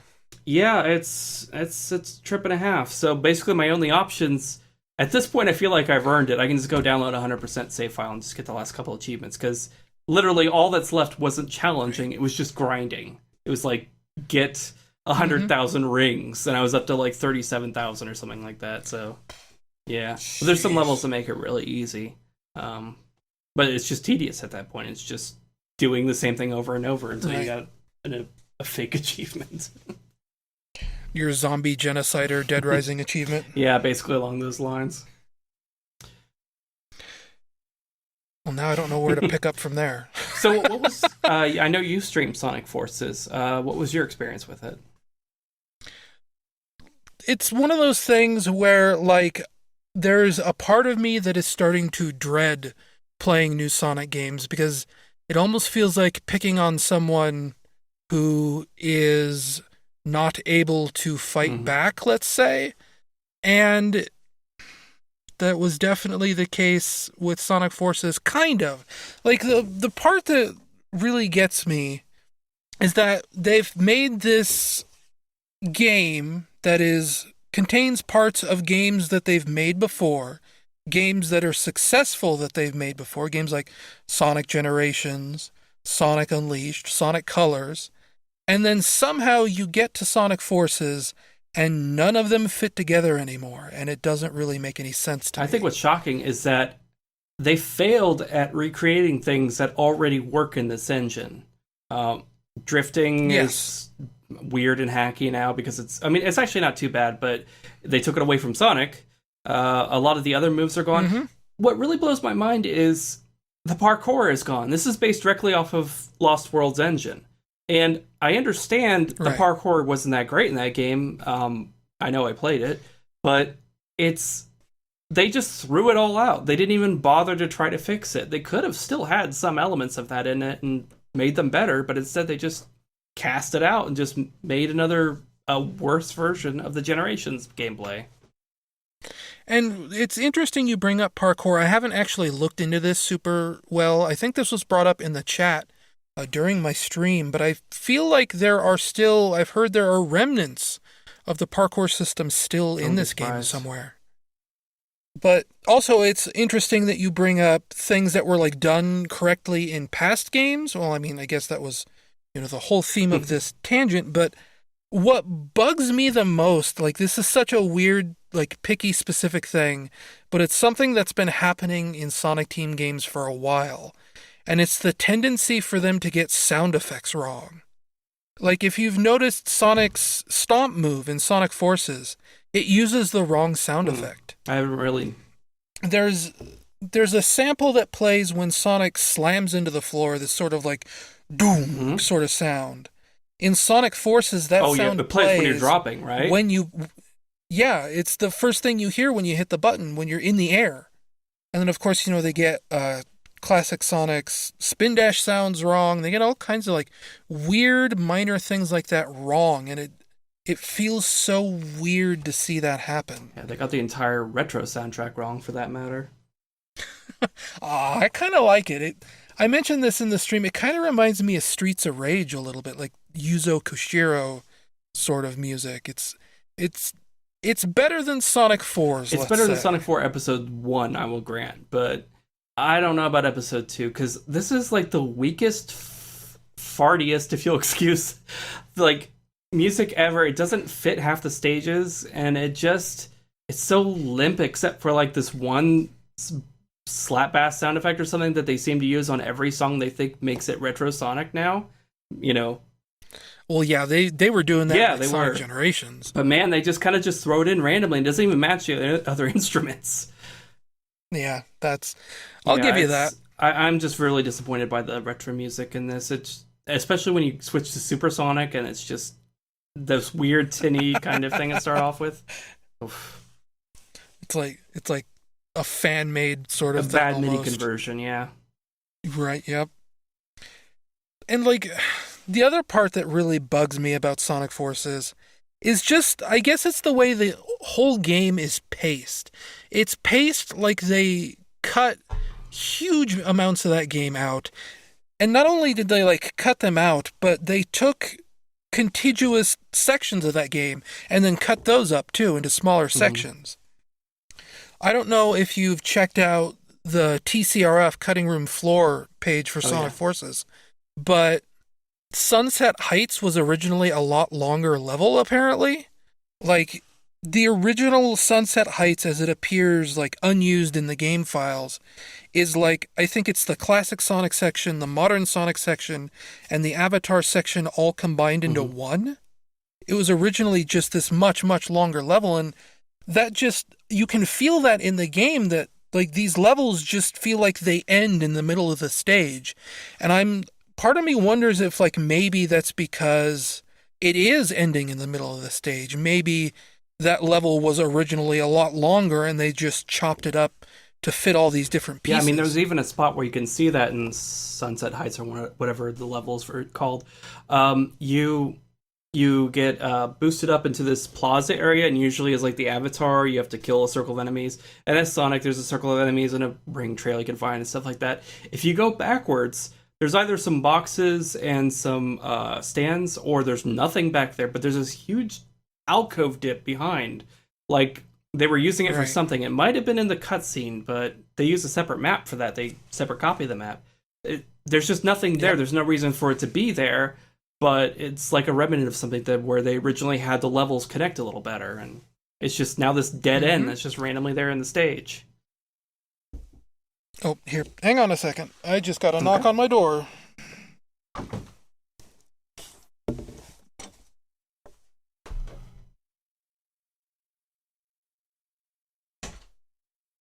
This is the part where I tell you he's completely wrong about the soundtrack. It's absolutely awful, especially the classic Sonic music. It's terrible. Please, someone help me.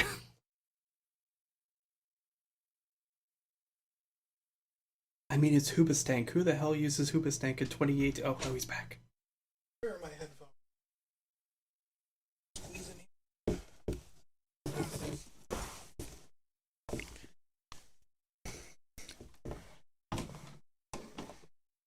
Okay, so what were we talking about? Basically, how they kind of slapped this together from pieces that didn't even make sense.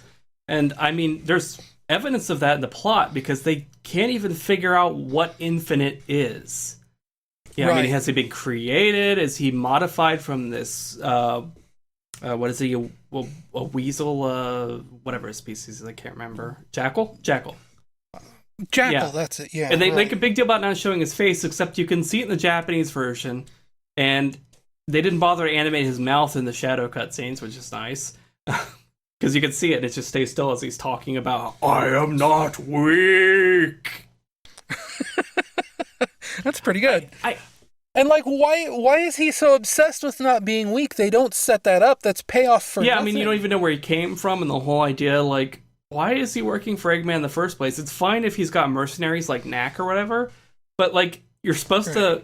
I don't know. It's just weird that he has like a Jackal squad and that sort of stuff. It's just a little strange for him. Um, And it's one of those things where like they do fill in some of those blanks in the right. comics they released before the game came out, but that also just kind of feels like 2005, or no, that's too early. 2007 Xbox Live Arcade game where you have, cutscenes that are basically comic books because you can't afford anything better or you don't have time to make anything I think the better. comic books were made after they'd done a lot of the localization and realized there were so many weird gaps they had to plug. Like, and they Right. just got the comic crew together as fast as they could and did up some of those shorts. Uh, Which kind of reminds me of Sonic Adventure 2 where they had Rouge's report in the Japanese strategy guide to fill in all the blanks that game that's had. true. Yeah. But it's yeah, Infinite is so weird with the whole like the worst thing that bugs me is they literally just made Mephiles again. They literally just did it. Even down to the fact Yeah. that Shadow pisses him off and that's why he becomes this great evil. Because originally they broke the Yeah. scepter and oh, Mephiles, I will get back at you. Except this time, Infinite doesn't actually care about Shadow after that sequence, so Right.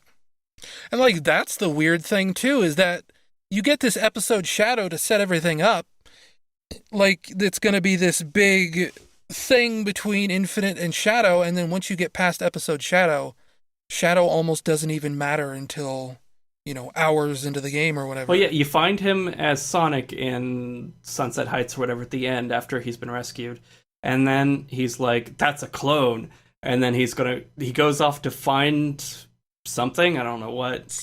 Yeah, and then Something, yeah. he's back with the crew after a certain point, but he doesn't really do anything else except complain on the radio for a bit. Right. Like Yeah, everyone Amy else. literally does nothing in that game but complain at you at the radio, except for like the group fight at the very end. And it's kind of a shame. What was she even in that group fight? I think so. I remember the Chaotix were there, and I know Shadow was there because you have that weird scene where he's kind of like strafing through enemies. I don't even remember that part, but yeah. It's just this really weird animation where he's sort of like gliding sideways through a bunch of clones, and it looks awkward as all get out. The whole clone idea is so terrible to begin with anyway. Oh my gosh. I sure am glad we got to fight Chaos again. Oh wait. Also, why did Infinite pick Chaos Zero? Literally the guy that gets defeated by 3 homing attacks. Oh wait, now just 1 spin attack by Classic Sonic. Why didn't you at Yeah. least pick Chaos 4 or something? I know Zero is the most identifiable, but Right. instead he's just like, let's pick the weak one. That'll really scare Sonic. Oh man, my screen keeps It's like spinning. Sorry. it's like they obviously picked these things because they knew that, people would get excited about it, and then they didn't do anything about Yeah, it. these were the Or they didn't do yeah, anything. these are the soulless clones. It's not like we actually brought back the enemies. Right. And like that's another thing I've heard. I haven't really verified this, but I think this was something else brought up in the stream chat that the only reason Green Hill Zone is turning to sand is because the writer wanted people to question why Green Hill Zone is turning to sand. I believe it. You never actually get an answer why Green Hill Zone is, turning to sand. Yeah, it's you can fill in the blanks like, well, maybe Eggman used the oceans and blah blah blah blah blah, but Something something Phantom Ruby. also the fact Green Hill's set on the world map on the mainland, even though it's the island. An island? But yeah, there's definitely lots of little things like that where they just put it in to try to catch the attention. I do have a question. Do you know if it's? I know it's Warren and Graff writing it again. I kept seeing someone refer to them as changing things in the US version. Was this originally an English script that was then adapted to Japanese, or was this a Japanese script that was adapted to English? I feel like I haven't looked into this super well. I did end up looking up the credits list for a Tumblr ask a few weeks ago, I think it was originally in Japanese, and then, the usual suspects were brought in to make sure it read correctly in English. And change things to like Sonic got tortured for 6 months. Yeah. Boy, he looked really rough after 6 months of torture. Oh, no, he's fine. Um, the Shadow episode I noticed it felt like it had different writing, didn't it? Kind of, but I got this feeling almost like it just the whole thing felt really rushed, like more rushed than Sonic Forces itself does. All I know is that whole sequence. Just before I'd played Sonic Forces, I watched these videos of some Sonic EXE game because I was like just curious, like what they kind of look like right now. Besides that old mod, Right. Down to a warped version of Green Hill and all these characters saying, oh, you're, all these mind bending things. It was shot for shot kind of the same thing. It's like they made a Sonic EXE mini game and then just put Infinite in there instead. But I mean, he's not even actually in it. But yeah. Well, that's another like weird vibe I get from this game. It feels sort of like they're trying really hard to modernize the Sonic franchise in a certain way. You bring up Sonic EXE, that's obviously, very popular with the kids. The soundtrack in particular feels very how do you do, fellow children to me. Oh yeah, Hoobastank. Like the way it's, well, not even just Hoobastank, but like this, every song has this sort of really grating synthetic instrument in it. Like it sometimes it devolves into pseudo dubstep. You get, these vocal tracks that feel very, I'm not that well versed in like musical genres, but they feel very like modern pop in a way that feels out of place. Like maybe I'm just an old man. I don't really like it, is I guess what I'm trying to say. Yeah, well, I mean, they have the kind of genre split again with, chiptunes for classic Sonic, modern Sonic gets rock, and Avatar stages get the vocal themes for every stage. And sometimes they're fine, but sometimes they're like literally singing what's going on. It's like, this is the final battle, the sun's up there, how you doing? Yeah, oh, that's good. Eggman's great plan to burn himself up with the sun. Yeah, what is up with that? My big plan. I'm going to bring the sun down on the planet, and then I will rule the world. What? So the way I guess I understand it is the sun was fake, but even though they knew it was fake, it would still hurt them or kill them, kind of like the Matrix or whatever. Yeah. So Eggman must have been like excluded from the whole mind control thing, or just been protected or something. So maybe he was just looking up like, I don't see anything, but they're really upset. So They're going to die of shock. and they're all just sitting there writhing on the ground. Oh no, we're on fire. Oh, jeez. That's okay. With the power of the prototype Phantom Ruby crystal that Eggman made for some reason, like. Actually, this is a question. The one in Infinite's chest, is that the actual Phantom Ruby, or is that a made up version of the Phantom Ruby? Like a final. That's a great question. Like, where is the real Phantom Ruby? Yeah, it's because they kept talking about this weird lab thing and him making prototypes. I don't know if he was trying to clone it, and I don't know if he cloned it into Infinite. The whole thing about him being made versus. Is he modified? Is he just a guy in a mask with the Phantom Ruby taped to his chest? What is he? Right. Yeah.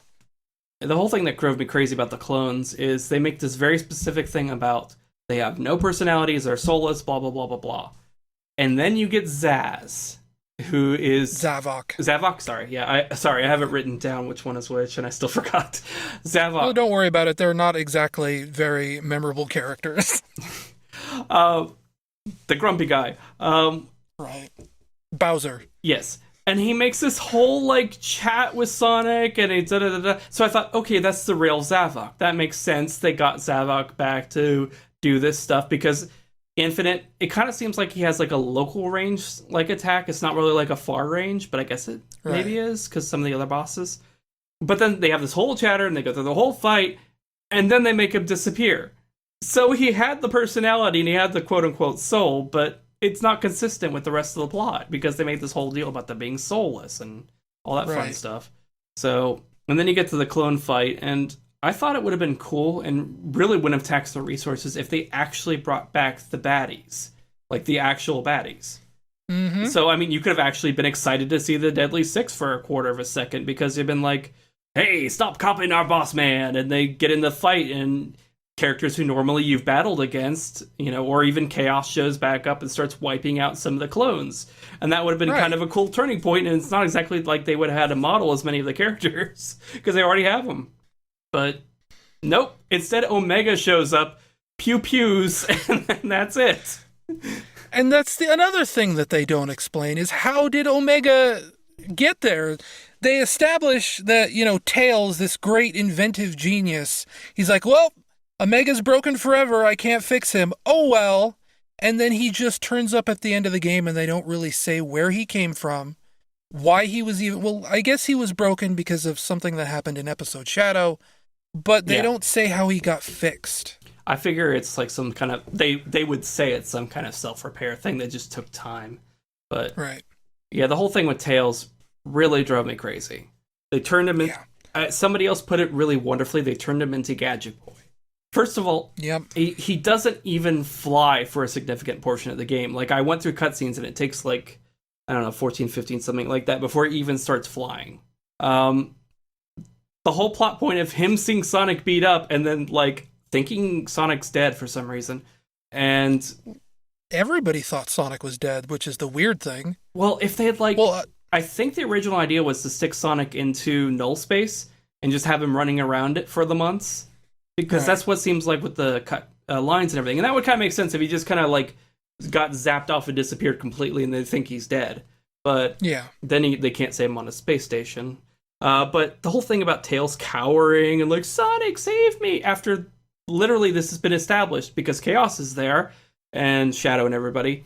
Tails already went through this in Sonic Adventure 2. This was the whole plot point about him still manning up and still fighting the fight. And well, that's happened over and over and over and over again. That actually really bothered me about between Sonic Adventure 1 and Sonic Adventure 2. Sonic Adventure 1 ends on Tails sort of finding his independence, and then Sonic Adventure 2, he's just basically reset back to, oh, I'm Sonic's tag-along, here I am, look at me. Yeah, and so Tails supposedly freaks out, and, they mentioned, Tails is lost it or whatever, Tails is gone or something like that. And so he doesn't have connection with the group. And so they go through all that, and then eventually he joins back up. And then later on, he makes this lecture about them all having to stick together and work together to fight out the problems. And I'm like, you bailed on them for 6 months. How the heck can you make that lecture? We all did this together, especially me, the person who has been here the entire time. True dat. But yeah, that's just an awful part of it. And again, Knuckles, I think one of the weird things is coming off. I've watched bits and pieces of Sonic Boom the cartoon, right? And it's gotten better and better. And these cartoon characters, they have depth. They have character. They can change, come at things from different aspects. To hear these same voice actors switch over to the same characters, but in almost a soulless manner, just kind of stating what's going on and barely expressing and having no quirks or anything. Knuckles is dumb in the Sonic Boom series, but they play with that. He defies your expectations. He lands jokes.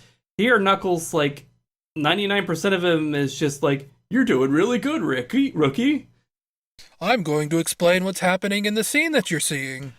Yeah, and the whole thing about, they tell you what's going on because they do such a bad job of framing what's going on.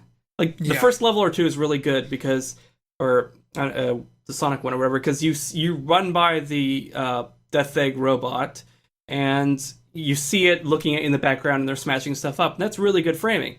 But later episodes, they were talking about this war on the ships and everything, and I was just staring forward at the level, and I'm like, I don't know what they're talking about.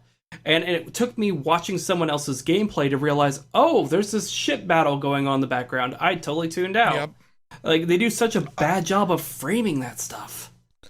That happened to me recently when I posted videos of Sonic Forces to Twitter just a few days ago. It was the Metropolis level, the White City. And I realized, oh, wait, there's ships back there. There's red ships fighting white ships. Mm-hmm. And then capturing footage for the Mania review, I do have a little bit in there of Sonic forces, the jungle, the swamp level or whatever, there's, drop ships in the background of that level dropping bombs that you never really see because you're too busy focused on the road in front of you. Yeah, they're dropping bombs like confetti, because I know what level you're talking about. And Right. it's just like this little purple dots dropping in the background, and you're like, oh, that's actually a thing going on back there.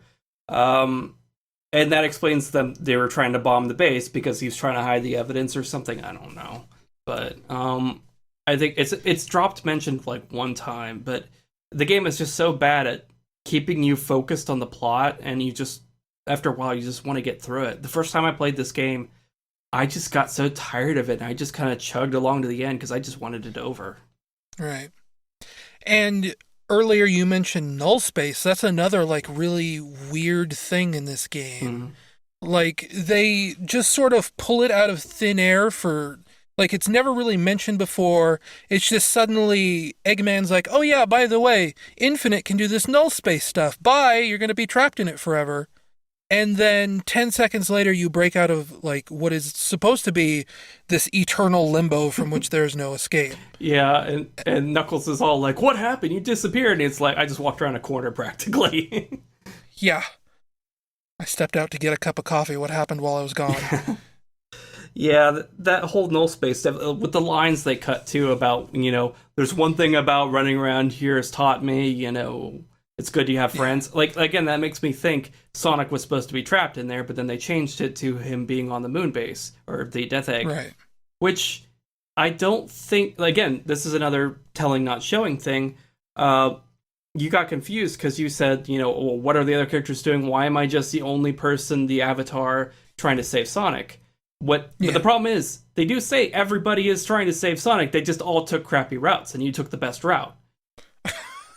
Huh. They do actually say stuff like that, but but you're only just hearing it chatter on the radio, and yeah, it sure would have been nice to like see other characters doing things along with me. Like literally have Knuckles walking around in the background going, what's going on here? Where is he? Yeah. Like the project file for this, if you look in like the actual raw files of this and everything, it's like the original working title was Sonic War, I think. And this game does like the poorest job in the world of communicating that this is a war. You feel so isolated, like you're the only classic Sonic, modern Sonic, and the Avatar matter. And even then, like classic Sonic probably doesn't matter. No, because he doesn't do anything in the story. He really doesn't. He's one more attack during the final boss, and that's about it. Right. He fights one boss, and then he just runs around behind everyone else, basically. Well, he fights two bosses, sort of. He fights Eggman, first doing the spinning blade thing, and then he does the egg frickin' wyvern for the 30th time. And then you again fight Death Egg Robot. Oh, right, yeah. I forgot about that. The exact same way you did the egg wyvern, and there's not even, it doesn't even make sense why he throws boulders at you. They just reused it. Yeah, that's... yeah, the cast being so crunched is a problem. I actually grabbed a quote for this because it stuck out at me. I grabbed out a quote from Sonic Boom. In the episode 52, where they were ending the first season, Orbot kind of turns to Cubot and says sarcastically about, the next season, just think of the hundreds more stories to be told using the same 8 characters in 4 locations. The possibilities are endless. And here you've got literally this block of characters they've decided they can use. Like, it almost goes back to what they said about certain characters being locked off, like Mighty and Ray. But it's like, you have Sonic, Tails, Knuckles, Amy, Eggman, the Chaotix for some reason, Silver, but not Blaze. Right. And like Eggman, Omega, Rouge, and that's almost pretty much it. I'm probably forgetting somebody, but the whole thing is a Metal Sonic kind of, but the whole thing is like, they're set on this tiny set of characters, and like, even Cream's not there, which is super weird. They don't even like mention her, and they don't like bring up this game. It feels like it actually is kind of like a weird Sonic Generations, because it's referencing like these old levels and old concepts, but in a new turn. It's like Chemical Plant, Green Hill, Metropolis is, I think, a reference to the Sonic Heroes level. There's that. Oh yeah. Yeah, there's the casinos. Grand Metropolis. Yeah. Yeah, and there's that casino night slash Silent Forest mix up that's between Sonic Lost World and Casino Night. Yeah, wow. That's the other weird thing is why suddenly are there Sonic Lost World things all over the place? Well, they don't do anything with them though. There's no enemies from Sonic Lost World I remember. You see the worms, but you never actually do anything with the worms. You never actually fight them or deal with them. They're just in the background. There's no parkour. There's one of the Deadly Six, and that's it. So, well, and then in the Silent Forest casino level, there's Sonic Lost World had this weird thing where they put like giant springs on little planetoids. Mm-hmm. There is a section in that Silent Forest level where they have those. And it's just this weird random callback in the middle of this level for no reason. Is that in Sonic Forces or just not in? Yeah, that's in Sonic Forces. Yeah, I think I've. Yeah, is that during the Infinite fight? It's right before you encounter the snake. Well, I think there are some in the Infinite fight too. Yeah. Excuse me. Like the transitionary between when you reach the end of the snake, the clones, and it has to restart the track. That's a weird. You bounce off those weird spring things. That's a weird thing about the bosses. You have those chasing things, chasing paths, and you think they go on forever, but they actually do end. Metal Sonic and the later Infinite fight both, because at one point I was chasing the red rings and the moon coins and everything, and for those they spaced out the different collectibles for each path that Metal Sonic lays down those little electric beam tasks. Yeah. So I diddled around and I waited for the third one so I could get all like the moon coins or something, and I started attacking him, and right as about ready to hit the last thing, he just flies off, and that's it. I've lost the stage, and I'm like, where the hell did he go? I didn't know that was going to happen. I didn't know there was a limit. They didn't put like a little bar in there that says like finish or anything, like they did in Sonic Adventure 1. So. And that was the other thing. Like that really annoyed me about that Infinite fight in the Silent Forest level, because to get the mission on that one, you have to do it in a very specific amount of time, which means you have to like very deliberately space out how you hit him, so that you're set up to do like get to the end of the track and loop back to the start at like specific points. Mm-hmm. Well, the other one that got me is the later Infinite fight, which you basically have to use the drill weapon to stun him or something like that when he comes at you. Yeah. When he's otherwise pretending to be Metal Sonic for some reason. Because he just basically repeats a lot of the same attacks during that fight, because there's a lot of recycling in this game. And even then, it's still, like, they recycle a lot, and it still doesn't feel like it's very long or very deep. Mm-hmm. Like, if they cut out the recycling in this game, man, it would be, like, an hour long? I don't know if I go that far, but yeah. I mean, cutscenes alone, they could pad it out for 3. Yeah. Yeah, they ran out of space for all the characters to say the dialogue, which they cut out dialogue lines that would have helped the plot.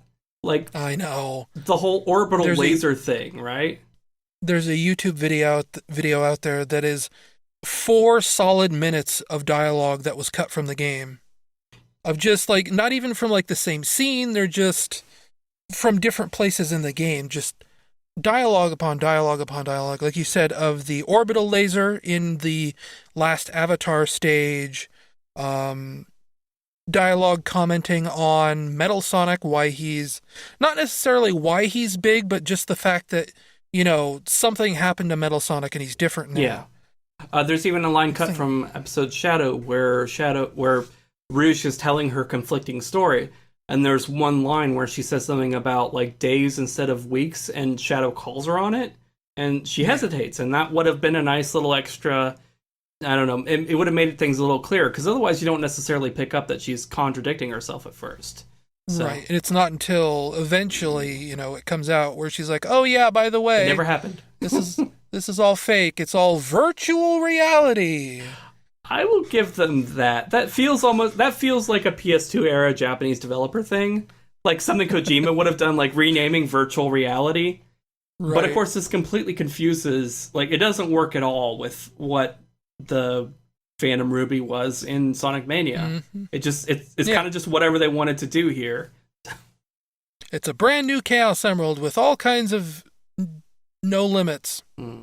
Yeah, and it can transport you to other dimensions. I actually kind of like the thing where if you hit infinite attacks, it takes you to that evil version, which, is warped and harder to avoid. But then during the final boss fight, which, again, recycling, it doesn't actually do that when you hit Eggman's beams. You just keep going, because it's just a copy-paste of the Sonic Colors fight and Sonic Lost World fight. Here's an interesting thought. What if all of Sonic Forces never happened and it's just a virtual reality illusion classic Sonic had? Gasp. I'd be okay with that. Yeah, I think a lot of people would. It's Sonic 06 itself. Yeah, which, I mean, that's a little fitting, I think. So what pisses me off is, at the end of Sonic Mania Good Ending, he does that weird kicking pose?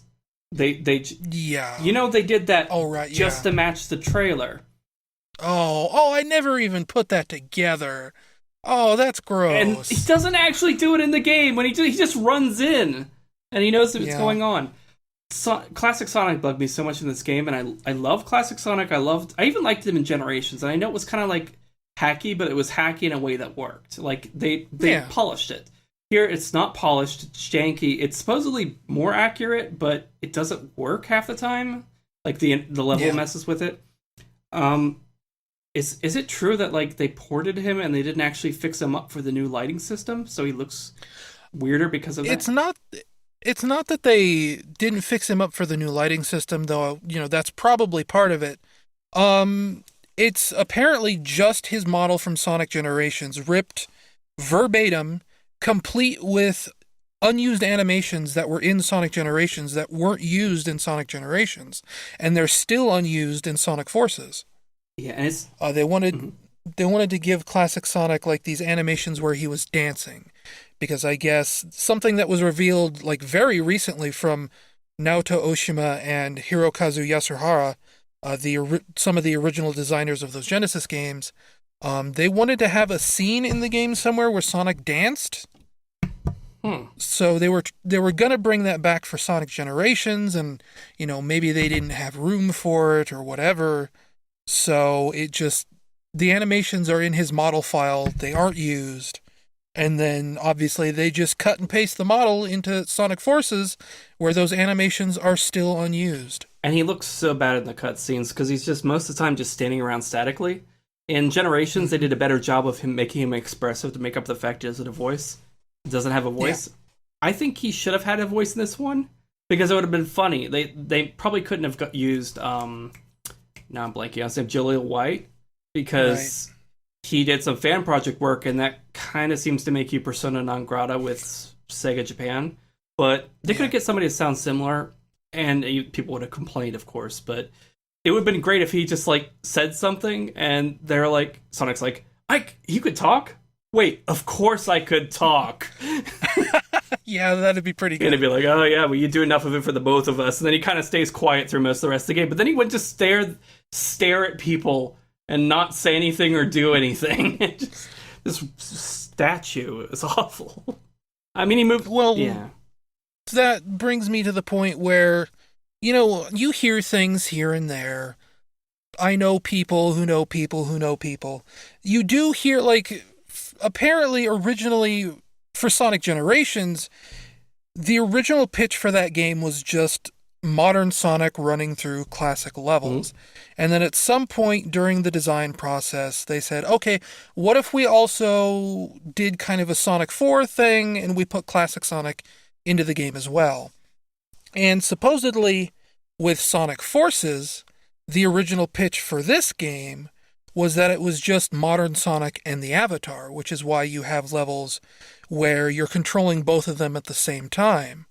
And then they kind of had this inkling that, Sonic Mania is going to be a big deal. Classic Sonic is going to be back in this big way. We need to find some way to put Classic Sonic into Sonic Forces. And way more than I think in Sonic Generations, that is super obvious in Sonic Forces, because like we've been saying, classic Sonic doesn't fit into that game at all. But he's the first thing they showed about it. They showed modern Sonic. They were like, hey, look, classic Sonic's back. And they didn't even show the avatar for forever. It was just Project 2017 at that point. And that's just the weird way Sega markets things, I guess. Yeah, a super gritty, dark Sonic was what everyone was looking for. From the producers of Sonic Generations and Sonic Colors comes a game that is nothing really like Sonic Generations or Sonic Colors. It's that, but worse. Well, yeah, that's a better way of putting it. Yeah, it's somebody mentioned something that works kind of for me. If you look at Sonic Forces, it reads a lot like a Shadow game. Like they were making a new Shadow game and they turned it to Sonic for some reason. But that's probably not the case. But like with the tight fonts and everything, and the whole military styling, and yeah, the weird like pseudo dark and edgy, like he was defeated and put into prison. Oh, the world, it's the apocalypse. Yeah, they can't decide whether or not Eggman's like super serious or if he's still his goofy self. Right. They did something early on, which I noticed, which is they had Qbot say, the boss is really serious this time. Not too long ago, I'd read The Killing Joke. And before The Killing Joke, the Joker really was just kind of a goofball. He wasn't the dark mirror of Batman or whatever, one bad day apart. And there's a bit at the very beginning where Barbara, after she shot, says, he's really serious this time, this is not normal, or something like that. They're very clearly sticking this flag down that, no, this is completely different, it really means business this time, he's not messing around. Yeah. And this is exactly what Eggman, with the whole, how I loathe Sonic, when it had been previously established he doesn't really loathe Sonic, he just, He's just annoyed that Sonic shows up and doesn't let him do whatever he wants. Yeah, and then there's the whole Sonic Boom thing where they're basically like, one day they're fighting, the next day they're getting coffee together kind of thing. Sort of. Right. Yeah, it's so annoying. And then like by partway into the game, he's back to being goofy again and like slapping around Orbot and I don't know. And Sonic gets beat up and he's like, yeah, nice! Yeah, well no, actually I think that's still part of the edginess, like the faux edgy. I don't know. That seemed played a little more for laughs to me. But, I could see what you mean. There's one other thing that's bothering me, and it's completely fan trash theory, but something really hits me. So you have Eggman conquering 99% of the world, leaving only a small band of rebels to take up the fight, and I just think, I'm wondering if Ken Penders screwed this up too. Because, I mean, they even have the bent ear for, like, Bunny in there and stuff like that. But I just, like, wonder if, like, they started making this game and it got a little too close. Maybe they were even going to use the original Freedom Fighters. Because they did those redesigns for the comic that were official and were more modernized. So Sally wore clothes and all that other stuff. And Antoine was naked and a little more close to the Sega house style. Right. And so they did all that modernization, and then they basically kind of had to throw it out. Right. But you wonder if they were going to do something with that. There's even an achievement. Now, there's achievements for everything in here, like Extreme and stuff like that. But there is an achievement for Freedom Fighter. And there is even a line. This is what I remembered. Shadow line in the Shadow intro. At one point, they say, do it to it, or something to that effect. Which was the line in the original SatAM series, so... Oh, yeah. Yeah, it was kind of a weird placement thing in there.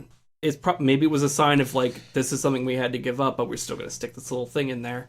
Probably not. Right, I could envision a world where maybe... Well, that's the thing. I guess that kind of hinges on how far in advance did Archie know Sega was pulling out. I almost get the impression Archie pulled that on Sega. Well, if you do believe Ken Penders, he did say to me in a tweet once that I think that Archie was looking to pull out of doing things that weren't Archie comics. Right. Like they wanted to focus more on Riverdale that sort of universe, the TV show, things like that. And they were looking to get out of like Mega Man and Sonic and all their other non-Archie spin-off books. I believe that. It could just be a matter of they both at the same time, like, Sega was pissed at Archie for the legal mess. Archie was pissed at, didn't want to deal with Sega anymore, and they cut ways. But there's still that lawsuit overhead. They have to be careful about going anywhere near those characters and telling similar stories, because Dingbat thinks he owns original character Do Not Steals. I don't know. Right. It's a weird thing, but you are right that they went ahead and they were, hewing closer and closer to the Sega games, to the point where they eventually basically rebooted the comic universe into being an adaptation of the games, where, everyone is dressed like a Sega game character, and it does, what did Sonic Forces look like 2 years ago? Because, this does have the hallmarks of a game that was maybe slapped together in 18 months, but something did come before it that we don't know about. Yeah, the fact that they took so long to make this game, and that's the most disappointing thing about Sonic Forces, I feel. It's not that they just turned in a mediocre game, because it's not the worst game. It's just not a great game. It's not a particularly good game. It's an okay Sonic game. But they spent so long on this, and we were expecting them to kind of reinvent the wheel and, get somewhere good with this, rethink things. And instead they turned in the exact same thing they had been building for years, with the small exception of the avatar system and a couple other little things. And then not only did they go back to the well, but they went back to the well and they did it worse than ever. Mm-hmm. Yeah, it's revisiting concepts and redoing them poorly, cutting out things that might have even been vaguely creative. And there's the whole Wispin system, which I played that entire game, and I still don't understand why you don't just have a Wispin, like a generic one, and then you get the ammo for the different things. Why you have to pick ahead of time? Because the levels punish you for coming in with the wrong Wispin. And they'll have pickups for all the different types right where you need them. Yeah, and it'll even cycle through to show you the ones you could have had to give you that power up, because there's so much overlap, it doesn't make sense sometimes, because sometimes they have to put in 3 or 4. Here's electricity, here's burst, and here's hover by the same ones. So you get these crisscrossing trails of rings and thousands of wisp boxes, and every time you hit one, the announcer announces it. So he's like, hover, hover, hover, hover. Yeah. That's literally what I was doing when I was grinding rings. I was just using hover all the way through this level, and it's just hearing it. There's mods to remove that stuff, because they don't even bother to not play it over and over. But it doesn't make sense gameplay-wise why they require you to use specific Wispins. And they have stats, but most of them aren't particularly useful or interesting, and a handful are almost overpowered. Right, yeah. One gives you a shield, which you can, by the way, if you... Darn it, sorry, my screen went dark. If you rent an avatar, I've noticed, you sometimes get a couple of their secondary effects, even when you're not playing as them. So I always pick somebody who has a shield, and I pair it with my Wispin that gives me invincibility when I get to 100 rings. And, I'm kind of a tank that way. But...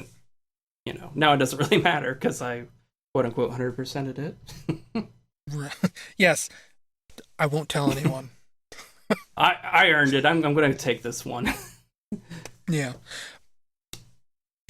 Yeah, it's just such a slapdash thing, and you think about how... Now, obviously, they have different budgets, they have different talent pools, but considering how fast Mario Odyssey was built, and it reinvents so much of the Mario series intelligently, but still brings back elements like, exploring the worlds and the movement systems and everything, but makes them better. It rethinks how coins work in the game, which this game, rings don't really make sense. They're score, but sometimes they'll just throw you onto rings at the end of a level. Yeah. Even if you're doing poorly, they'll just throw rings at you, and it's just to make you feel better about a better score. I don't know. You could have bought it. Well, or maybe that's where they just cut the level short and said, okay, this is where the level ends now. What do you mean we just gave you 200 rings at the end? Yeah, It reminds me of that Generations port for 3DS where they put the checkpoint right before the end of the level because they took out the boss. Ooh. Yeah. You could have even used the rings to buy avatar parts, maybe. Like, you get the random ones still, but you could specifically buy ones you wanted. Like, for example, a certain brown jacket. Yeah. Ugh. Like, that's another thing. Why make clothing drops at all? If you're trying to encourage people to build Sonic OCs, why would you make it so that maybe, let's say, you finish the game 100% and you still don't have the clothes you want because they're random drops? Like, I'm sure some of the clothes in this game are specific drops for, completing certain mission objectives, but you're specifically referencing something that we went through together where you got a piece of clothing that I wanted, and you gave me a list of missions that you had completed recently. I completed all of those missions, and I didn't get the same clothes you got. So obviously there is a system in there where it seems like, at least to me, avatar clothing drops are random. Well, I mean, they're random. I don't actually know if they're random or not. It could have maybe given you the wrong mission ultimately, because, it's easy to, like, here's a Sonic mission where you jump. And you don't actually complete those missions until they give you those missions, which is super annoying, because you could have beaten the entire game, and then it's like, jump in a Sonic level, and you're like, I did that 100,000 times already. Well, and then they also do dumb things like, they're like, jump in level 13. Yeah, they probably do that with Classic Sonic, I noticed, because it's like, bounce on 5 enemies in level 13, and you actually have to find a place where there's enough enemies to do that. And sometimes it's harder than you'd think, but there is ultimately, like, if you do all the missions, you get all the stuff. I do know that, because there's the achievements for getting everything and all the missions, and it tops out at 30 SOS missions, and, you don't actually get clothing from the SOS missions, you get them from getting a number of them, which completes a mission, and that tops out at 30, so... It's not completely random, but it is annoying, and I wish they had started you with at least some more clothing. I know. Like, it's weird that they make you create a character, and then they have this big cutscene where they introduce your Sonic OC, and you're basically naked? Like, in certain ways, it's like, okay, yeah, Knuckles only wears gloves and shoes, Tails only wears gloves and shoes. It makes sense, maybe, to have this OC that is only gloves and shoes, but you look bare in a way that is uncomfortable. I actually have an argument kind of against that in a sort of way. It kind of annoys me. It matches, we were talking earlier about them redesigning Sally, and the other characters. In this game, if you create a female character, they make them wear this obvious bodysuit, and it's really weird. It's like, they don't have to render anything. They don't have boobs. They don't have anything like that. Like, the male obviously doesn't have his stuff down there, so why do they make the female characters wear a bodysuit? It's super weird. Like, you can tint it the same color as your fur, but it's still obvious. Like, it's on there, and it's the weirdest freaking idea. And of course, as a male, I don't think you can get that extra little bodysuit. I think you color your stomach or something. I'm not sure. You don't even really get that. It's just, you get like fur color, muzzle color, and that's it. Like, you don't get the weird tan belly that Sonic has, which is like super weird if you're making a hedgehog, because you don't fit in with the stylistic representation of the way hedgehogs in that universe look. Yeah. I also thought it was weird in the group scenes. Like, they obviously pre-generated a whole bunch of these characters for the cutscenes for, like, the big groups. Why didn't they just throw some of the avatar gear on them? Like, if it's real time, I get that, that might be more of a crunch, but like, when they pre-rendered all of them, why didn't they just throw like gamer hats on some of them or mix it up or whatever? Instead, it's all the same naked avatars bouncing up and down, which you also left to die on the death egg because no one saved them. It's fine. It was Sunday. No one was home. They were all... I can see their parachutes. They were all at school with cream, yes. Yeah. Yeah, it just takes forever to unlock gear, and one other thing that annoys me is you basically unlock 3 color variants, instead of unlocking one thing where you can pick the colors on it. Oh, why didn't they do that? Why can't I just get a color slider? Yeah, I mean, you could basically, like, a lot of the items, not everything, but a lot of the items basically boil down to, maybe one color primary, one color secondary. And if they had let you just change that, that would have been even nicer. But I don't know, maybe somebody could have abused it, but it's the Sonic team design philosophy of taking a little bit and stretching it out as thin as it will possibly get. yeah, unfortunately. Yeah, there's so much to talk about this game. It's just little things annoy you throughout it. Yep. Like you were talking about the bursts of speed that you randomly get. There's like these invisible boosters in their level. They actually act like boosters. They don't make sounds. They don't show up, but they're there. And you can Right. there's areas in like when I was streaming where I could literally just jump over the boosters and start walking in the middle, and then all of a sudden my character shoots forward in this hard to control way. And their tendency to stick all the springs underground for classic Sonic, which I mean they're not. That's not great. Yeah, you can't even see they're coming. Sometimes it doesn't make sense. Like you don't even realize something's there until you just run across the ground, and all of a sudden you shoot up. Which I don't understand why they did that. Like, if they wanted the concept of they didn't want you to have to hop onto it, they could have still made it that way and still shown them normally so you could actually expect they're there. Right. There's a shadow mission I did, or not shadow, sorry. It's one of the extra stages. Switch Block 2 or something like that, where there's a spring you need to use to shoot up, but it doesn't exist until you run forward and hit the spring in front of you, which shoots you back, and then it spawns that spring that will shoot you upward. Because the area where the area where it exists, I've tried stomping there and jumping in there and everything. It doesn't actually exist until you trigger that other spring. So Sonic team knows how you want to play the level better than you do. And I was trying to speedrun that level too, so it's annoying you have to run extra just to bounce back and do that bit. So my favorite thing is also boosting over stages, and like they intentionally put gaps in the rails in spots where they expect you to be boosting, and you can't control Sonic boosting as well as you could before.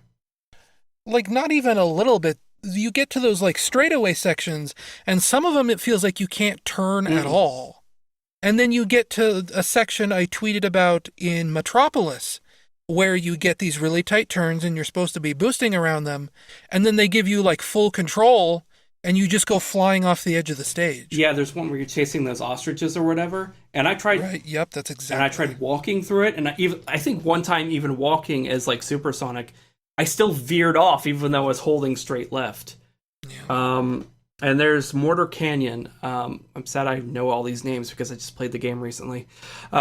Where you can boost, and it launches you so far up the stage, you kind of overshoot the stage, and you can't boost again in air. So you just kind of limply fall down until you die in the stage. I think I know what part you're talking about, because I don't know if it was last night or the night before, I was trying to get the time trial mission for Sonic and Mortar Canyon. And how I ended up doing it, I think, was just doing the air boost where you get like this little bit of lift and skipping what felt like most of the level. Yeah, pretty much.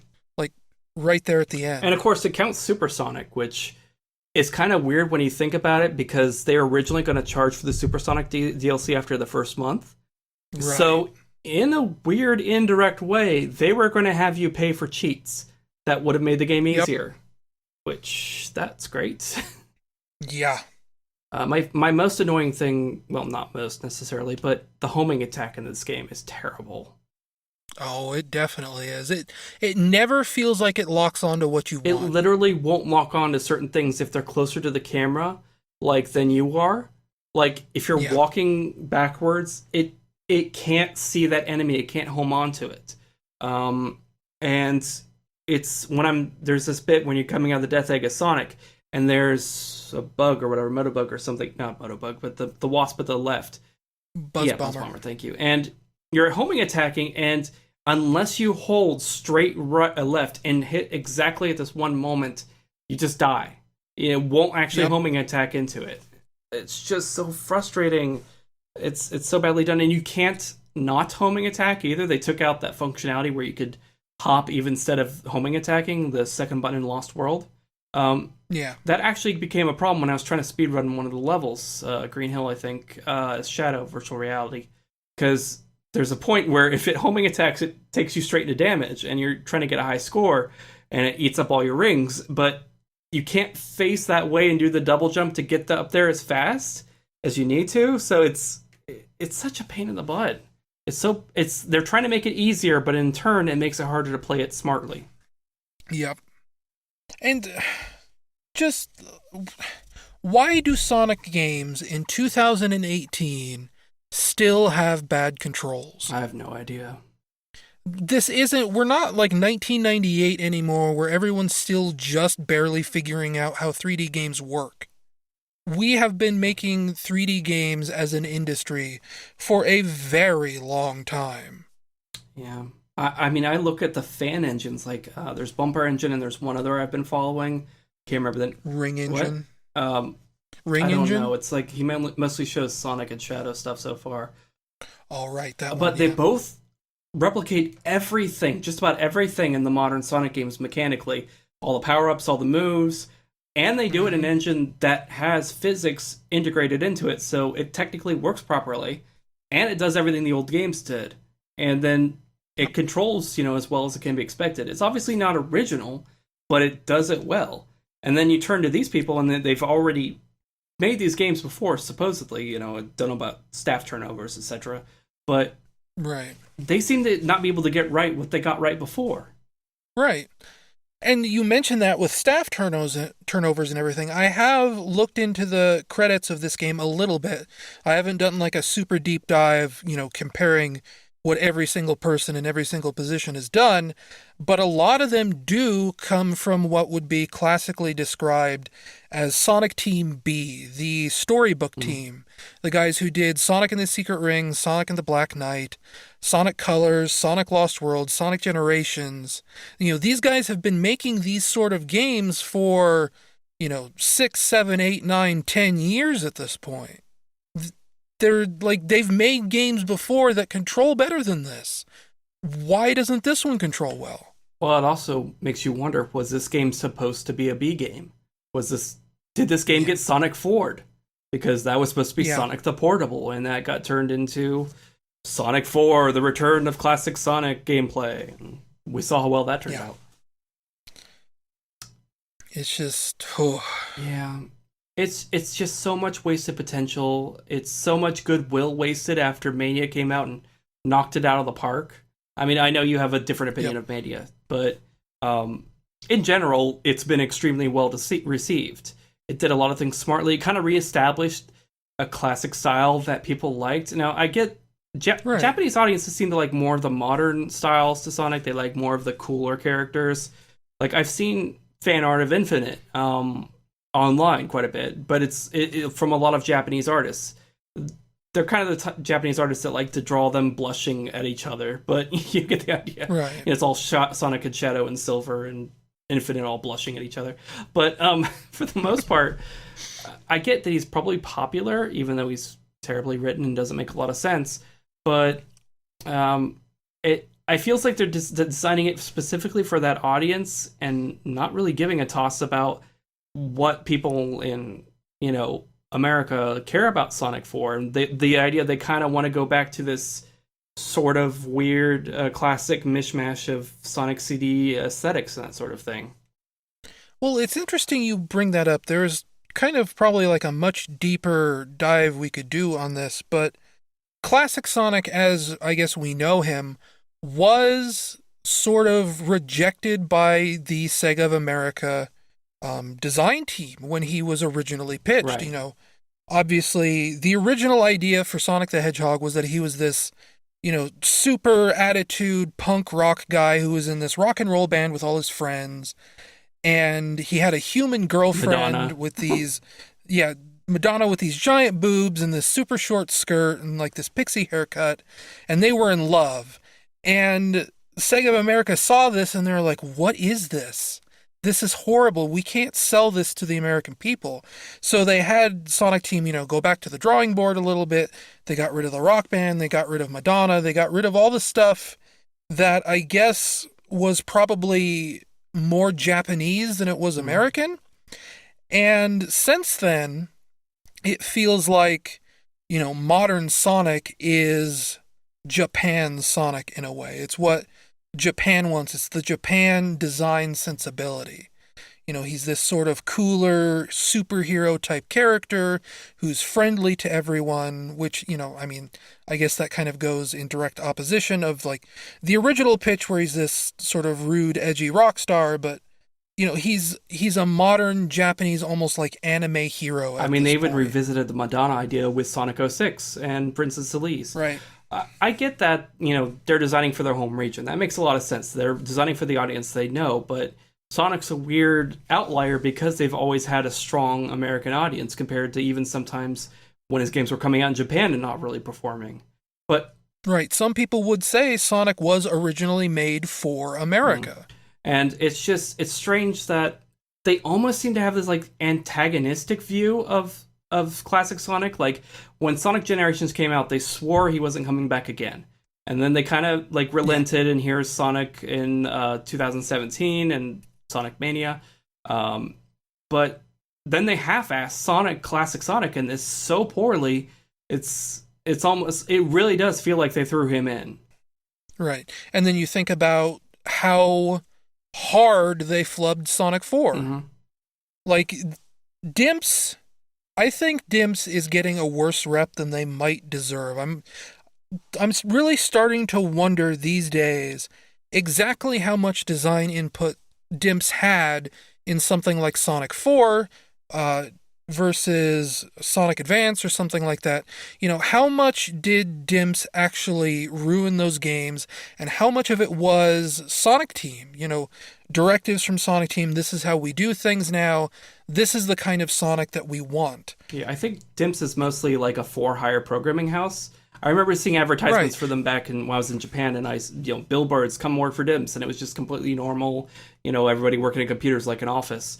And Dimps has done good work with other developers. Mm-hmm. I mean, from what I've heard, a lot of Street Fighter 4's like actual core design, or not design, development legwork was by Dimps. Well, there's also the whole thing with Sonic Boom / Sonic Toon, which they told that development group, design something completely different, design something completely, out of the ordinary. We want a fresh take on Sonic the Hedgehog.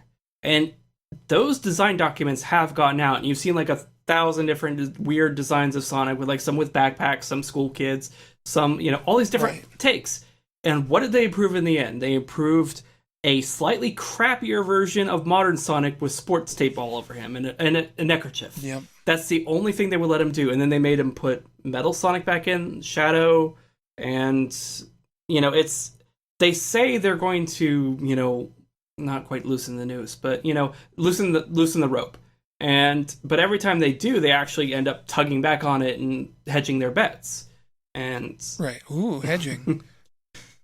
But it's almost like sabotaging themselves in a way.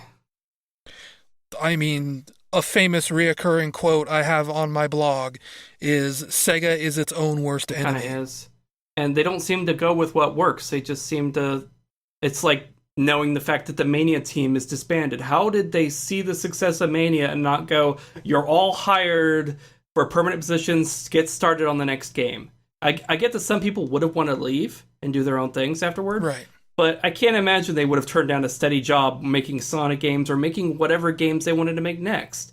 Because clearly they could revitalize even other Sega brands. They could go back and redo Psycho Fox or, Shinobi or whatever. Alex Kidd. Alex Kidd could use a revisit. He was originally kind of Sega's mascot. And right. They haven't done anything with him since.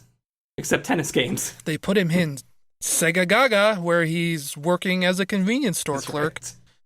Replaced by Sonic. Yep. Yeah, it just seems weird how they've treated Sonic games, and it's like they're one of their breadwinners, but they don't seem to want to throw the money or effort behind it anymore. And I don't want to say lazy devs. I don't want to say that. But I think the appropriate term here might be burned out. That's devs. Very possible. I wish Izuka could go make his own stuff. Like, it's very clear he wanted to work on that Knights game at one point, or he wants to work on something else. Let him do that. I don't want him to be the quote-unquote father of Sonic. He, to my understanding, he got started making levels, like, he was in level design for Sonic 3, right? It's something along those lines. Right, yeah, that sounds right, And yeah. he's not the father of Sonic. He's not really that special. He has more of an attachment to modern Sonic, but there's nothing like golden about him. He's not Yuji Naka, he's not Shigeru Miyamoto, and that's okay. So let him go do his own things and bring somebody else in to head this up and do something different with Sonic instead of making heroes all over again. Same mechanics, same Right. even the same team up thing, which works weirdly in this game, even though it worked fine in Heroes. Because you can't switch reliably between the characters. Right, you're just playing some kind of weird, big amalgam of both. Oh, that was something I actually figured out that bothered me about the mechanics. I kept wondering why I kept dying in a lot of the Avatar stages. You get a double jump when you're paired up with Sonic, but when you're not paired up with Sonic, you only have that double jump if you're a bird. So Right. I kept jumping, like, why don't I have a double jump? What's going wrong? Because they changed the mechanics. I get they didn't want to switch you to Sonic every time you double jumped, like they did with the boost, but it's one Right. more thing where they're changing the rules as you play it. Which is the theme of this and Sonic Lost World. Obviously, it's a lot more of a theme of this Mm-hmm. game, though. I mean, I don't know. Sonic Lost World did do a pretty bad job of. I mean, it was trying to do the Galaxy thing and it fumbled it badly. But it tried it Right. at least. Here it's the same basic level structure design, but sometimes they're randomly speeding you up. Sometimes they're originally going to have it so the camera tilted on the 2D Sonic levels so you could see better down the line. And instead they just changed. Huh. Yeah, there's somebody found that in the old camera files. There is also. Excuse me for 1 second. Sorry, a bit of a cough. Let's see, what else was there? There was something else about how they were handling the classic Sonic, or I don't recall. Yeah, it's just crazy that they just. Oh yeah, oh, that's not even important. Never mind. This sets off on a completely different tangent. I have so many things I want to say about Sonic Forces. I've been storing them up for a long while now, and playing it for a while to 100% it. It didn't get that much better for me, but it got more like I got used to its weird quirks. Right, that's something I was thinking about it too. Like, the longer you play Sonic Forces, and the more you sort of line up with the bizarre, wrong way it does certain things, it doesn't really feel that terrible. It's just like this culture shock at first. Well, not even like a culture shock, but Yeah, know. shifting your expectations. Right. It's like when I first ran through those levels, I was like, there's no alternate routes here. There's nothing. It's just a straight tunnel. There are alternate routes, but they hide them in the weirdest ways. Like, Chemical Plant as Sonic. You have to, like, for part of the routes, you have to slide under these platforms that in no way look like you're supposed to slide under them. Like, if you're like, they give you a hint if you're chasing the numbers, but you have to have already beaten the stage once to do that, and then go back and gotten all the red rings. Which, that's another annoying thing they did to pad out the game. After you get all the red rings, you can get the numbers, but you can't get the moon coins until you've gotten all the numbers. So they make you play each level 3 times to get everything at least.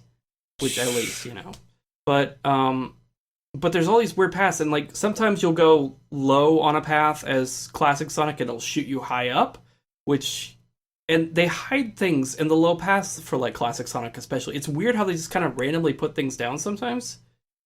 Well, it's like they're expecting you to replay these levels over and over and over and over and over again. Yeah, that was a problem I had trying to find things when I was trying to get 100%. I was looking and looking at the high paths, and I kept thinking, where is everything? And I don't think they have to slavishly follow, everything has to be on the high path because it's the hardest route to do, etc. But a lot of times, they were hiding everything on the low routes that you fall down into. Or, Right. you take a weird low shortcut, and it shoot you way up.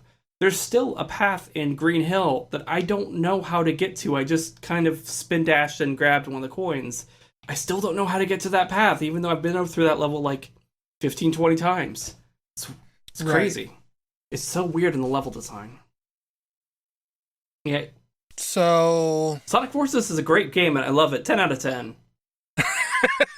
Yeah. It's... I think that's probably enough on Sonic Forces for now. Like, I think both of us could probably keep grumbling about not only Sonic Forces, but how this ties into the larger narrative of how these games are like this all the time and how it drives us crazy to be Sonic fans. Yeah, you're probably going to have to edit this down quite a bit. It's got pretty old man yells at cloud, I admit. I might not do that much editing to it. We'll see. But I do think that will wrap it up for us here on the podcast, this very special podcast. Do you have like anything you want to promote of yours before we get out of here? Yeah.